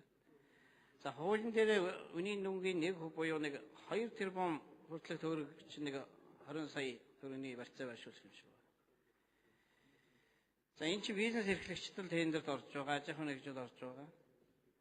Яг 20 сая төгрөгийн одоо ийм хатуу нөхцлөөр улсын орлого болгоод байж бас болж байна уу юу? Энэ бол бас нэлээд хатуу заад орчихсан юм уу гэж бодож байгаа. Үнэхээр тэр тендертэй холбоотойгоор гомдол гаргаж байгаа гэдэг чинь ямарваа нэгэн зөрчил юм уу? Асуудал байгаад л гомдол гаргаж байгаа шүү дээ. Тэгэхээр одоо бизнес эрхлэгчдийг ингэж хатуу шахаж шаарддаг. Ялангуяа энэ чинь нэг 2 тэрбум дотор тендер орж байгаа нөхрийн барьцааны мөнгө байгаа байхгүй. За 2 тэрбумаас дээш гараа явчихаар одоо 10 тэрбум 100 тэрбум байсан ч хязгаар нь 20 сая төгрөг. За 100 тэрбумын тендерт орж байгаа нөхөр бол 20 сая төгрөг одоо болох л байна. Нэг 500-600 сая ч юм уу нэг баг шиг тендерт орж байгаа нөхөрт бол энэ 20 сая төгрөгийн босго гэдэг бол хараа хатуу юм шиг санагдаад байна. Энэ дээр та нар бас нэг заавал одоо ингэж хатуу тогтоох уу, өөр арга байна уу гэдгийг бодох хэрэгтэй. За хоёрдугаар асуудал нь тэр нэмэлт өөрчлөлтийн 28-ын 7-гийн 3 дээр за бага хүний саналтаас их хүний санал руу эренблээд тэгээд тендерийг шалгаруулна гэж энэ заалт орсон боловч одоо хамгийн бага үнэтэй тендерийг шалгаруулахгүй гэсэн ийм ойлголт явж байгаа гэж би ойлгож байгаа. Энэ бол зөв. Ер нь бол одоо ч зүгээр нэг 2 тэрбумын тендер гэхэд нэг тэрбум 500 саяыг тавьж орчихоор тэгээд авчаад одоо нэг авахч биш хаягч биш нэг ажил хийчихээр яваад өгдөг. Ёстой нөгөө төлөхөд ундаг сонгох, мөрлөхөд ундаг хаалгатай байшин барьчихаар яваад өгч. Салхи өчөж байхгүй, юурч байхгүй. Яасан гэсэн мөнгөнийхөө дүнд харуулж байгаа юм. Энэ бол зөв. Тэгтэл 28-ын 7-гийн 4 дээр хамгийн бага хацуул хүнтэй тендерийг хамгийн сайн үнэлэгдсэн тендер гинэгээд энэ заалтанд байж байгаа байхгүй. Энэ зүгээр орхигдуулж хуу санаагаар хийчих уу. Энэ дээр хариултаа өгье. За ер нь бараа ажил үйлчилгээний энэ тендерийн хуулинд хамгийн баримтлах хамгийн гол зарчим бол чанар зөвлөсөн үнэл байх хэрэгтэй. Түүнээс биш 2 тэрбумын тендерийн 1.5 тэрбум гэж үнийн санал өгчхөд ялчаад байдаг бол энд бол чанар гэдэг юм яриач хэрэггүй. Өмнөх одоо хийгдсэн бүх ажлууд за тэр ариун цэврийн цаас маасан ч одоо дүүрч ялангуяа энэ барилга объект төр бол чанаргүй баригдаад байгаа барилгууд чи ерөөсөө энтэй холбоотой юм аа. Аж ахуйн нэг чинь ашиг болох ёстой. Тэгээ ашиг болохгүй болохоор ажлаа дутуу үүсээд орхиод явчихдаг. Ийм л асуудал гараад байна. За энэ асуудал дээр хариулт авъя. За ажил хэсэг 82 дугаар микрофон. Батнасан гишүүний асуултанд хариулъя. Гомдол гарагчд 20 сая төгрөгийн одоо барьцаа төлбөр төлнө гэсэн асуудал дээр бол гэж асуусан. Тэгэхээр гомдол гаргаж байгаа гомдол гаргагч нь тухайн тендерт оролцоод оролцохдоо өгсөн үнийн саналынхаа 1% бодож одоо барьцаа төлбөр гаргах юм байна. Жишээ нь 100 төгрөгнийх дээр бол 1 төгрөгийн барьцаа төлбөр төлнө гэсэн. Тэгээ гомдол үнэлтэй байх юм бол 1 төгрөгө буцааж авна гэсэн. Тэгээд дээд хязгаарыг нь 20 сая гэж тавьж өгсөн байна. Тэгэхээр тендерт оролцогч бол тендерийн баримтчиг тавьсан шаардлагыг хангаж байгаагүй юу гэдгийг бол тендерт оролцогч бол маш сайн мэдж байх ёстой. Тэрэнд нь хариуцлагаж болох үүднээс энэ барьцаа төлбөр гэсэн зохицуултыг оруулсан. Тэгэхгүй бол сүүлийн жилүүдэд тендер шалгалтыг хүчингү болгох зорилгоор эсвэл одоо бие шалгараагүй бол бусад нь шалгарахгүй гэсэн ийм зарчмыг баримталж бас гомдол гаргаж байгаа. Дараагийн нэг асуудал нь хамгийн бага үнэтэй тендрийг одоо шалгаруулдаг зарчимтай гэдэг юм. За хуулийн зохицуулалтаар бол хамгийн бага үнэтэй биш, хамгийн бага харьцуулах үнэтэй гэсэн ийм хуулийн зохицуулалттай. Энэ юу гэсэн үг вэ гэхээр захиалагчийн тендерийн баримтчих болон техникийн нөхцөл, техникийн тодорхойлолтод заасан шаардлагыг хангасны дараа бол энэ үн гэдэг зүйлийг бол авч үздэг. Тэгэхээр хуулийн 28-ын 7-гийн 4-т заасан хамгийн бага харьцуулах үнэтэй тендрийг хамгийн сайн үнэлэгдсэн тендер гэсэн ийм заалт байдгийг уншаад шууд ойлгоод хамгийн бага үнэтэйг хамгийн сайн тендер гинэ гэж ойлгоод байгаа. Одоо мөрдөгж байгаа хуулиар бол 27 дугаар зүйлийн дагуу тавьсан захиалагч байгууллагаас тавьсан шаардлагуудыг нэгэн зэрэг хангасан болвол хангасан тендерт оролцогч нараас хамгийн бага үнэтэйг нь шалгаруулна гэж байгаа. Гэтэл одоо ягаад үүнийг дагаад чанаргүй байгаад байгаа вэ? Ягаад сул одоо барилга байгууламж баригдаад байгаа вэ гэхээр захиалагч байгууллага гэрээнийхээ хэрэгжилтэнд хяналт тавьдаг. Тендерийн баримтч болон зураг техникийн нөхцөлийнхаа дагуу шаардаж гэрээнийхээ хяналтаа сул тавьдаг учраас чанаргүй бараа бүтээгдэхүүн бол чанаргүй барилга бол нийлүүлэгдэж байгаа гэж үзэж байгаа. Холбогдох барилгын норм дүрм стандарт зураг төсөл нь бол байж байдаг. Түүнд хяналт тавьдаг барилгын хөгжлийн төв гэж байдаг. Мөн захиалагч байдаг. Одоогийн мөрдөгж байгаа хуулиар бол гэрээнийхээ үүргийн биелэлтэд бол тавих эрх үүргийг бол захиалагчд олгосон байдаг тул захиалагчийн зүгээс гэрээнийхээ хэрэгжилтэндээ л хяналт сайн тавих хэрэгтэй. Хяналтаа сайн тавих юм бол энэ бага үнэ гэдэг асуудал байхгүй болно гэж үзэж байгаа. Батнасан гишүүн төр хүлээж байгаа нэг зочид төлөөлөгчтэй бас танилцуулаад улсын хурлын гишүүн Эс Батболдын урилгаар Сүхбаатар дүүргийн 35 дугаар дунд сургуулийн ахлахангийн сурагчид улсын хурлын үйл ажиллагаа төрийн ордонтой танилцж байна. За та бүхэнд улсын хурлын гишүүдийнхээ нэрийн өмнөөс сурлага, хөдөлмөр, спортын өндөр амжилт хүсье.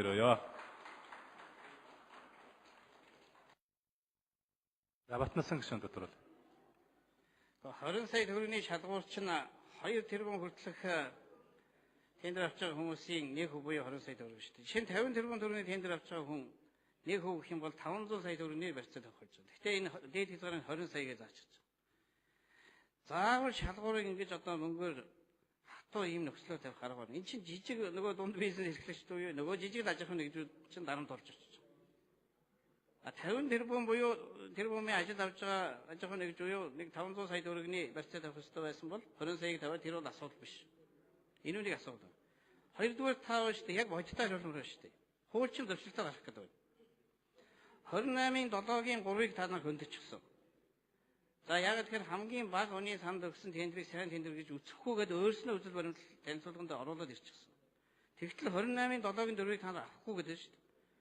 Хамгийн бага харьцуулах хүнтэй тендерийг хамгийн сайн үлдсэн тендер гэдэг энэ заалт чинь бас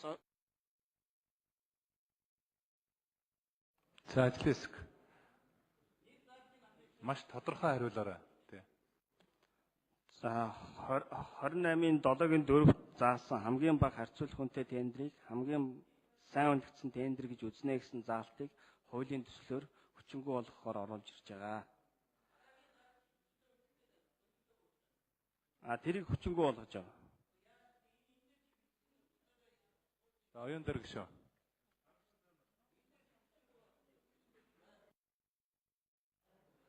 За төрийн болон орон нутгийн өмчөөр хөрөнгө бараа ажил үйлчлэгээ худалдаа авах тухай энэ хуулийн төслийг дэмжиж байна. Үнэхээр зайлшгүй шаардлагатай бас юм өөрчлөлтөд оруулах шаардлагатай байгаа. Ялангуяа манай Монгол шиг ийм эрсдэл суур амьсгалтай улсад ерөөсөө энэ нэг бүтээн байгуулалтын ажил цөөхөн хэдэн сарын хугацаанд явагддаг. Одоо 4 сараас өсвөлээл ерөөсөө нэг 10 сар гэхэд л дууссан байх ёстой байдаг. Тэгэхээр энэ үн дээр бол бас их онцгой анхаарах хэрэгтэй. Яагаад вэ гэхээр ерөөсөө л энэ цөөхөн хэдэн сарын дотор явагдаж байгаа тендерийг бол эртхэн шиг захиалахгүй, эртхэн шиг хийхгүй бол ерөөсөө нөгөө бүтээн байгуулалтын ажил маань хийгдэхгүй байх магадлал өндөртэй болчдгоо. Тухайлбал гэхэд одоо энэ жил бид нар төсвөө батлаад 5 сар болж байна. Тэгэхэд одоо л дөнгөж тендерүүд зарлагдаад ирж байна гэдэг нь өөрөө бол бас учир дутагдaltaй санагдаж байна. Тэгээ дээрэс нь бас нэг хамгийн чухал нэг асуудал нь бол энэ тендерийг бас нэг албаар бодлиантуулдаг явдал байгаа дах шиг байна. Тэгэл ерөөсөө юм л бол шүүх рүү очиж ханддаг. Тэгээ шүүхээр шийдвэрлэдэг. Энэ ажил дээр бол бас их анхаарахгүй бол болохгүй юм байна гэдгийг бас хэлмээр байна. Түүнээс гадна энэ шүүхтэй холбоотой ялангуяа гомдол гаргаж байгаа улсуудыг заавалжгүй ингээд захиргааны арга хэрэгслээр боож хаадагыг бол бас болох хэрэгтэй. Магадгүй гомдол үндэслэхгүй байхад бол 20 сая төгрөгийг нь одоо улсын орлого болгож авна гэсэн юм байж байна. Гэтэл энэ нь бол аж ахуйн нэгжид бас дарамт болно. Ингэж захиргааны аргаар бүгдээр ингээд хаадаг, боодог юм хийх юм бол бас энэ аж ахуйн нэгжүүдэд хөгжих боломжийг нь бас үүсэхгүй гэдгийг бас энэ чи хэлмээр байна гэж бодож байна.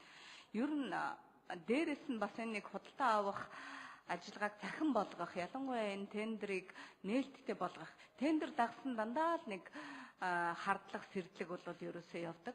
Тэгэхээр энэнийг цахин болгож төрийн бус байгууллагуудын оролцоог хангаж, магадгүй аж ахуйн нэгжүүдийн бас оролцоог хангаж шалгаруулалтаа явуулахгүй бол зөвхөн төрийн байгууллага шалгаруулалтыг явуулдаг нь бас учир дутагдaltaй болов уу гэж бодож байна. Энэ хуулийн төслийн 12 дээр дотоодын худалдаа авалтыг дэмжинэ гэж заасан байгаа. Энэ бол бас их зүйтэй заалт. Гэхдээ энийг жагсаалтыг нь засгийн газар батлана гэж байна. Тэгэхээр жагсаалтыг нь батлахдаа хэдэн жилийн хугацаатаагаар батлах юм? 1 жилийн хугацаатай батлах юм уу? 2 жилийн тутамд ингээд хууль дүрм нь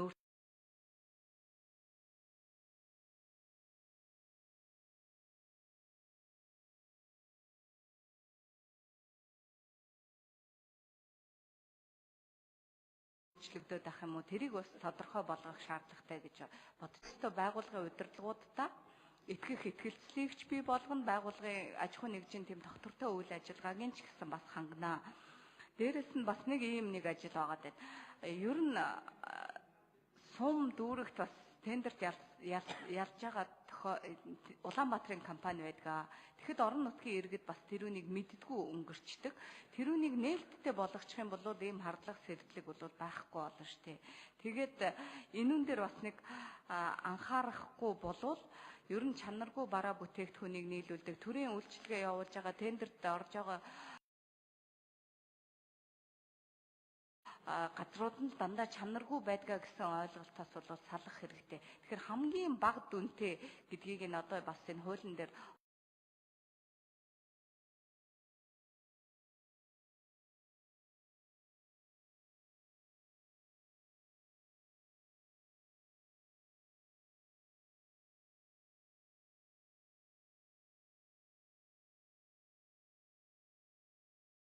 оруулсан л байна л да. Харьцангуй 81 үү?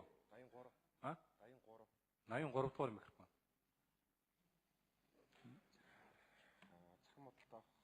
За нэрээ хэлээд алуун тушаалаа хэлээд. Төрөмчийн бодлого төсөлтийн газрын мэдээллийн албаны дарга Цэрэн Самбо. За асуултанд хариулъя. Яг Засгийн газрын үйл ажиллагааны мөр хөтөлбөртөл худалдаа авах ажиллагааг ээлтэд болох заалт орсон. Мөн авилгатай эдийн засгийн үндэсний хөтөлбөртөл худалдаа авах ажиллагааг ээлтэд болох заалт бол гарсан.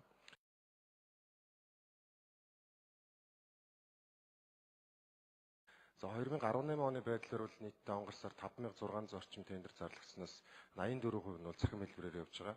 За иргэд олон нийтийн зүгээс бол ямар тендер шалгуултан дээр ямар этгээдүүд ороод хэний шалгарсан бэ гэсэн мэдээллийг бол нэг дор авах боломж нь бол бүрдсэн. За хуулийн төсөлд бол яг энэ цахим худалдаа авах ажиллагаа цахим дэлгүүртэй холбоотой тодорхойлтуудыг нэмж оруулж байгаа. За мөн одоо яг энэ үйл ажиллагааны мөр хөтөлбөрийг хэрэгжүүлэх энэ үүднээс илүү тодорхой зүйл заалтуудыг бол оруулж бол тавьж байгаа. За мөн одоо яг энэ гэрээний хэрэгжилт чанартай холбоотой асуудлууд их яригдж байгаа учраас гэрээний хэрэгжлийн талаарх мэдээллийг хагасжил тутамд нь иргэд олон нийтэд нээлттэйгээр цахим системээр дамжуулаад нийтлэх тэр мэдээлэх боломжийг бол бас систем дээр бол давхар оруулсан. За ерөнхий гэрээний цахим дэлгүүрээс худалдаж авж байгаа бүхий л одоо зүйлүүд бол иргэд олон нийтэд нээлттэйгээр явж байгаа. За эхний ерөнхий гэрээг бол 15 нэр төрлийн эмэн дээр бол зохион байгуулсан. Одоогийн байдлаар бол тухайн 15 нэр төрлийн эмнээс бол 100 орчим сая төгрөгийн хэмнэлт үүссэн байж байгаа. Тэгэхээр эндээс бүх мэдээллийг бол авах боломжтой байж байгаа. За тодорхойлох уу? За энэ дэрэгшин 1 минут.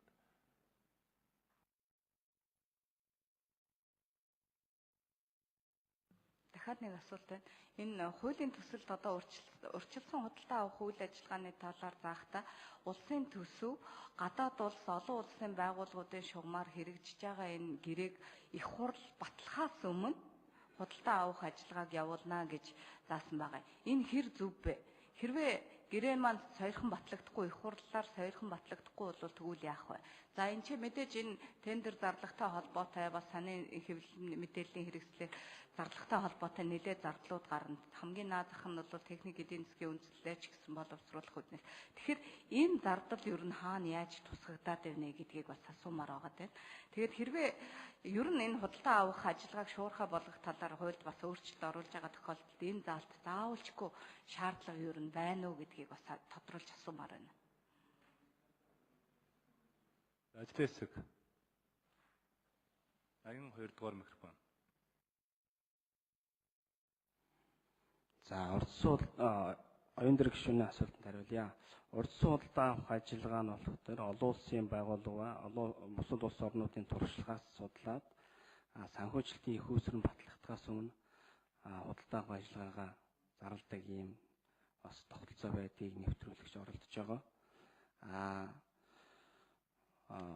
Урдсан худалдаа авах ажиллагаагаа зарлахдаа болвол тухайн урдсан худалдаа авах ажиллагаанд бол гэрээ байгуулагдахгүй худалдаа авах ажиллагаагаа хийгээд шалгарсан оролцогчдоо гэрээ байгуулахын өмнөх нь бол санхүүжилтийн их үүсвэр батлагдал гэрээ байгуулахгүй байх. За хэрвээ гэрээ тухайн урдсан худалдаа авалтаа зарлахдаа тендерийн баримтчиг болон зар дээр үүсч болох эрсдлээ бол тодорхой зааж өгнө. Тэн дээр юу гэж зааж өгөх вэ гэхээр тухайн одоо худалдаа авалт маань урдсан худалдаа авах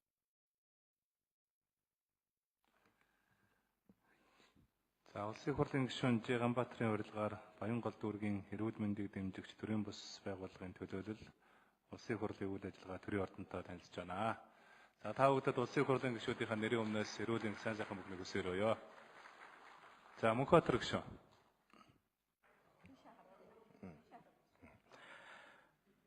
За төрийн болон орон нутгийн өмчийн хөрөнгөөр бараа ажил үйлчилгээ худалдаа авах тухай хуульд нэмэлт өөрчлөлт оруулах зайлшгүй бас шаардлагууд бий. Худалдаа авах ажиллагааг зохион байгуулах, за мөн тендертэй холбоотой хэрэг маргааныг одоо хянан шийдвэрлэх үйл ажиллагааг боловсруулах бас шаардлага байгаа. За мөн дээр нь захим худалдаа авалт гэж бусад одоо ойлгомжгүй бусад зохицуултуудыг бас тодорхой болох юм шаардлага оруулж ирж байгаа төслийг бол дэмжиж байна. Гэтэ энэ дотор бас нэг үндсэн хуулийн зөрчилд хүргэж болохоор за мөн иргэний одоо өмч хөрөнгийг бол хууль ёсоор бас хураах дайшлагтай холбоотой ийм одоо зүйл заалт бас орж ирсэн байна. Сая бол Батнасан гишүүн бас их чухал зүйлийг хөндөд тавиад бас тодорхой хариулт авч чадахгүй байх шиг байна. За энэ 55 дахь зүйл дээр нэг ийм заалт байна. 55-ын 5 дээр. Тендер зорилгогч нь энэ хуулийн 55-ын 1 заасан төсвийн асуудал эрхэлсэн төрийн захиргааны төв байгууллагад гомдлорохтой барьцаа төлбөрийг төрийн сангийн холбогдох тансанд байршуулна. 55-ын 6 нь болохоор За 55-5 заасан барьцаа төлбөрийн хэмжээг тухайн тендер шалралтанд оролцогчийн санал болгосон үнийн дүнгийн 1% тооцох бөгөөд тухайн барьцаа төлбөрийн дээд хэмжээ нь 20 сая төгрөгөөс хэтрэхгүй байна. За 55-7 тендерт оролцогчийн гомдлыг үндэслэхүй шийдвэрлсэн тохиолдолд энэ хуулийн 55-5 заасан барьцаа төлбөрийг улсын орлого болгоно гэж. Улсын орлого болгоно. Инхээр чинь тухайн иргэнийхээ одоо өмчийг л одоо хураах, дайшлах гэсэн энэ үндсэн хуулийн одоо суур одоо хийж өчөж байгаа ийм зүйл рүү орох нэ. За энд бол хэд хэдэн үндэслэл байна гэж би харж байна. Энэ тендерийн маргаантай холбоотой энэ асуудлаа энэ төрийн байгууллагаар хянуулт эрхийг бас хязгаарлаж байна гэсэн үг. Энэ бол иргэн аж ахуйн гэж ийм эрхтэй шүү дээ. Төрийн байгууллагаар энэ хянуулах өргөл гомдол гарах боломжтой. Ер нь тендертэй холбоотой энэ гомдлоо энэ барьцаа төлөв шилжүүлснээр дараа гаргах гэдгийг ингээд хуульчилчих юм бол энэ үндсэн хуулийн юм зөрчил хүргэнэ. Үндсэн хуулийн зөрчил хүргэнэ. Үндсэн хуулийн 16 дугаар зөвлөлд байгаа. Төрийн байгууллага албан тушаалтанд өргөдөл гомдлоо гаргаж хуулийн дагуу шийдвэрлэх хэрэгтэй гэсэн байна. Энэ зүйл заалтыг ч одоо ингээд зөрчнөө. Ийм учраас энэ иргэдийн өргөдөл гомдол гаргах энэ хуулийг ч бас мөн адил зөрчиж байгаа гэсэн үг. За хоёрдугаарт нь энэ гомдол гарах эрхийг энэ мөнгөн хөрөнгөтэй энэ хотвсон ийм заалт хийчихээр үндсэн хуульд альва хүнийг хөрөнгө чигээр нь ядгуурлан гадуурх чиглэл болно гэсэн мөн хууль шүүхийн өмнө тэгш байна гэсэн энэ суур зарчмыг мөн зөрчнөө. За 3 дугаарт энэ төрийн зохионы байгууллагад энэ гомдлыг үндэслэхүй шийдвэрлсэн бол барьцаа төлбөрийг нь улсын орлого болгоно гэдэг. Ингээд хураагаад авчихна гэдэг маань одоо иргэний өмч хөрөнгийг бол хууль бусаар дайчлан авах гэсэн ийм шинжтэй байна гэж би одоо хараад байгаа юм. Энэ учраас энэ бол одоо байж болохгүй заалтаа гэж би үзэж байна. Ер нь одоо барьцааны тухай ойлголтыг бас авч үзэх хэрэгтэй л дээ. Хууль зүйн агуулгаар бол энэ талуудын хооронд үүсэн үүргийн гүйцэтгэлийг л одоо хангуулах ийм зүйл шүү дээ барьцаа гэдэг маань. Тэгэхээр чинь иргэн аж ахуйн нэг төрд өргөдөл гомдол гаргахад энд ямар нэгэн үүргийн харилцаа үүсэхгүй. Үүсэхгүй хууль зүйн агуулгаараа. Тэгэхээр энд бол энэ чинь барьцаа байх ёсгүй гэж ойлгож байгаа. Ийм учраас энэ тендер зохион байгуулалтаа өргөдөл одоо маргааныг хянан шийдвэрлэх энэ явцыг бол одоо энэ барьцаа хөрөнгөтэй ингэж холбож байгаа нь бол энэ үндсэн хуулийн зөрчил төргөнэ гэж үзэж байна. Тийм учраас энэ заалтаа одоо авах хэрэгтэй гэдгийг энэ хууль санаачлагчдад одоо анхааруулъя гэж бодож байна. За ер нь тендер шалралттай холбоотой гомдол маргаанууд бол шүүхийн шатанд байгаад байна уу? Төрийн захиргааны байгууллагын энэ шатанд байгаад байгаа юм уу? Энийн нэг тоог та бүгд нэг багцаагаар нь хэлж өгөөч. Тийм ээ. Сангийн яам бол 14 хоногийн дотор л одоо шийдвэрлэх үүрэгтэй гэж ойлгож байгаа шүү дээ. Тийм. Тэгэхээр одоо энэ зохицуултуудаар энэ өөрөө шийдчих гарц боломжууд нь байхгүй мó гэдгийг ажил хийсгээс. Ажил хийсгүү сангийн сэдв үү? За ажил хийсэг тэгээд дараа нь сангийн сэдв. 82 дугаар микрофон. За тендерт холбогдолтой гомдол маргааны дийлэнх хүү нь бол сангийн яамн дээр гарч байгаа. 2017 оны байдлаар бол сангийн яамд 813 гомдол гарсан. Шүүхтэр бол нийслэлийн захиргааны гэргийн шүүхтэр гарч байгаа тендер шалралттай холбогдолтой гомдлыг аваад үзэхдээ 2017 оны үед бол 38 гомдол гарсан байна. Тэгэхээр гомдлын асуудал бол төрийн захиргааны төв байгууллага дээр их ачаал нэрж байгаа. За сангийн сэд хөрлөөт.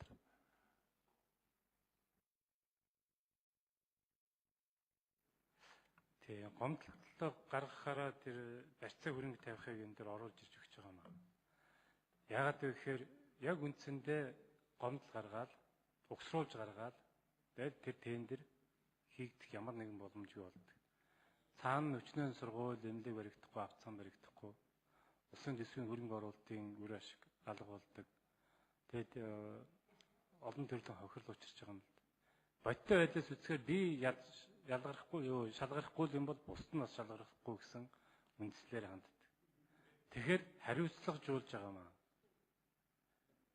Тэгэхээр энэ дээр бол байж болно шүү дээ. Ягаад гэвэл эргээд тэр хүмүүсүүдийн үйлдэл нь улсад аягүй их хэмжээний хохирол учруулж байгаа байхгүй. Тэгээд бүр энүүгээр ингээ гомдол гаргаа мэрэгчсэн хүмүүс ч бас байна шүү дээ. Тэгэхээр энэ дээр бид нэр хариуцлагажуулж өгч байгаа гэдгийг би хэлэх гэсэн. Тэгээд дараа нь шүүхтэр очиод гомдол гаргаа явах бас нь тэр нээлттэй. За бэлэгдэх шүү.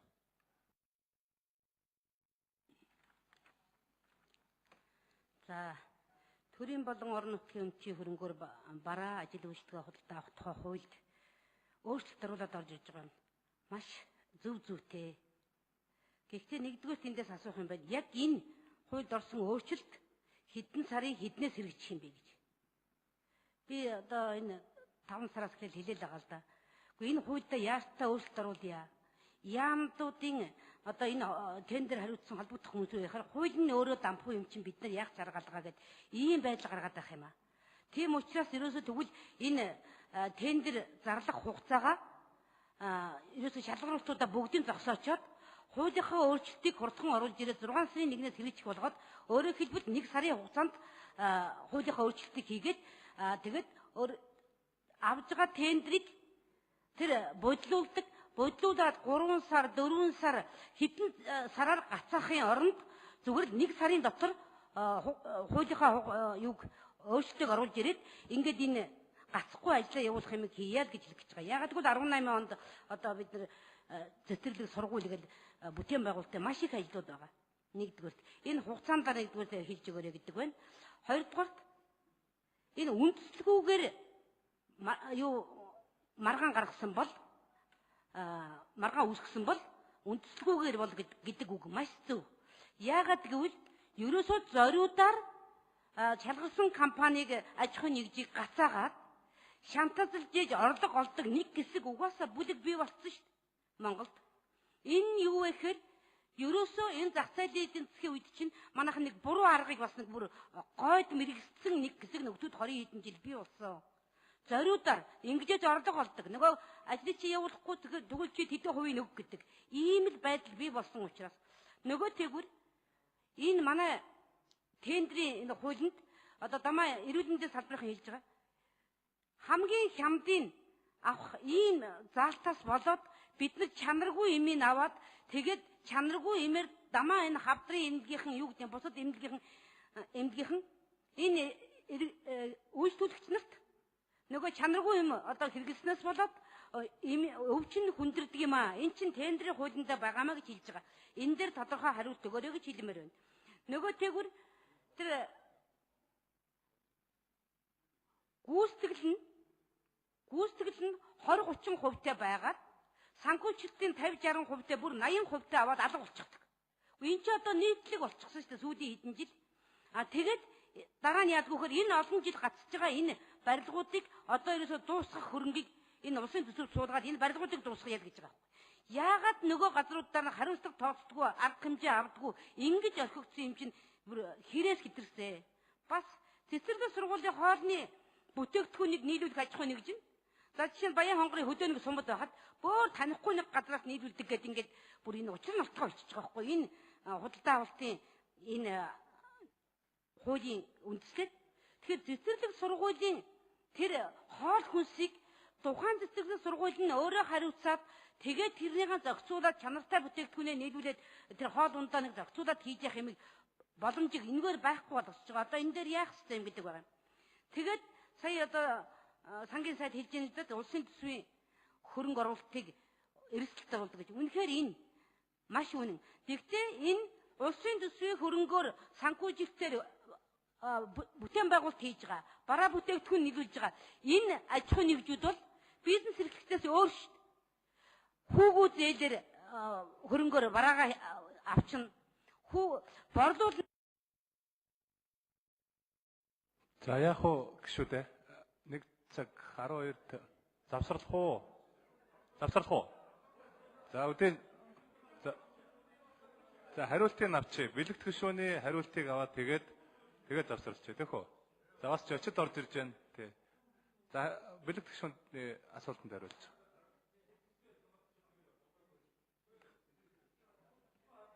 Одоо хариулаад дуусчих шүү дээ. Тий. За улсын хурлын гишүүн эдийн фондын урилгаар малчтын улсын зөвлөгөөнд Өвөн Гомь аймгаас оролцож буй төлөөлөгчид улсын хурлын үйл ажиллагаа төрийн ордонтой танилцж байна. За та бүхэнд улсын хурлын гишүүдийнхээ нэрийн өмнөөс эрүүл сайн сайхан бүхнийг хүсээрөөё. За бэлэгт гишүүний асуултанд хариулт ажлын хэсэг 82 дүрм. Бэлэгт гишүүний асуултанд хариулъя. Хуулийн дээр хуулийн хүчин төгөлдөр болох хугацааг бол зааж өгөөгүй. Төрийн мэдээлэл хэрвээ батлагдсан тохиолдолд төрийн мэдээлэл хэвлэгдснээс хойш 10 хоногийн дараа хүчин төгөлдөр болно гэж.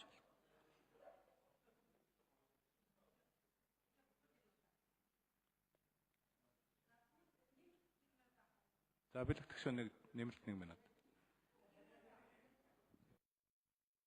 Бэлтгэгчний микрофон 1 минут. Энд нэг л онцлог юм байгаа штэ. Улсын төсвийн хөрөнгөөр санхүүжигдэх тэр бүтээн байгуулалтыг хийх тендерийг авсан аж ахуйн нэгжүүд. Мөн улсын төсвийн хөрөнгөөр бараа нийлүүлэх тэр тендерийг авсан аж ахуйн нэгжүүд. Энэ бол бусад жирийн бизнесүүдээс шал өөр байхгүй юу?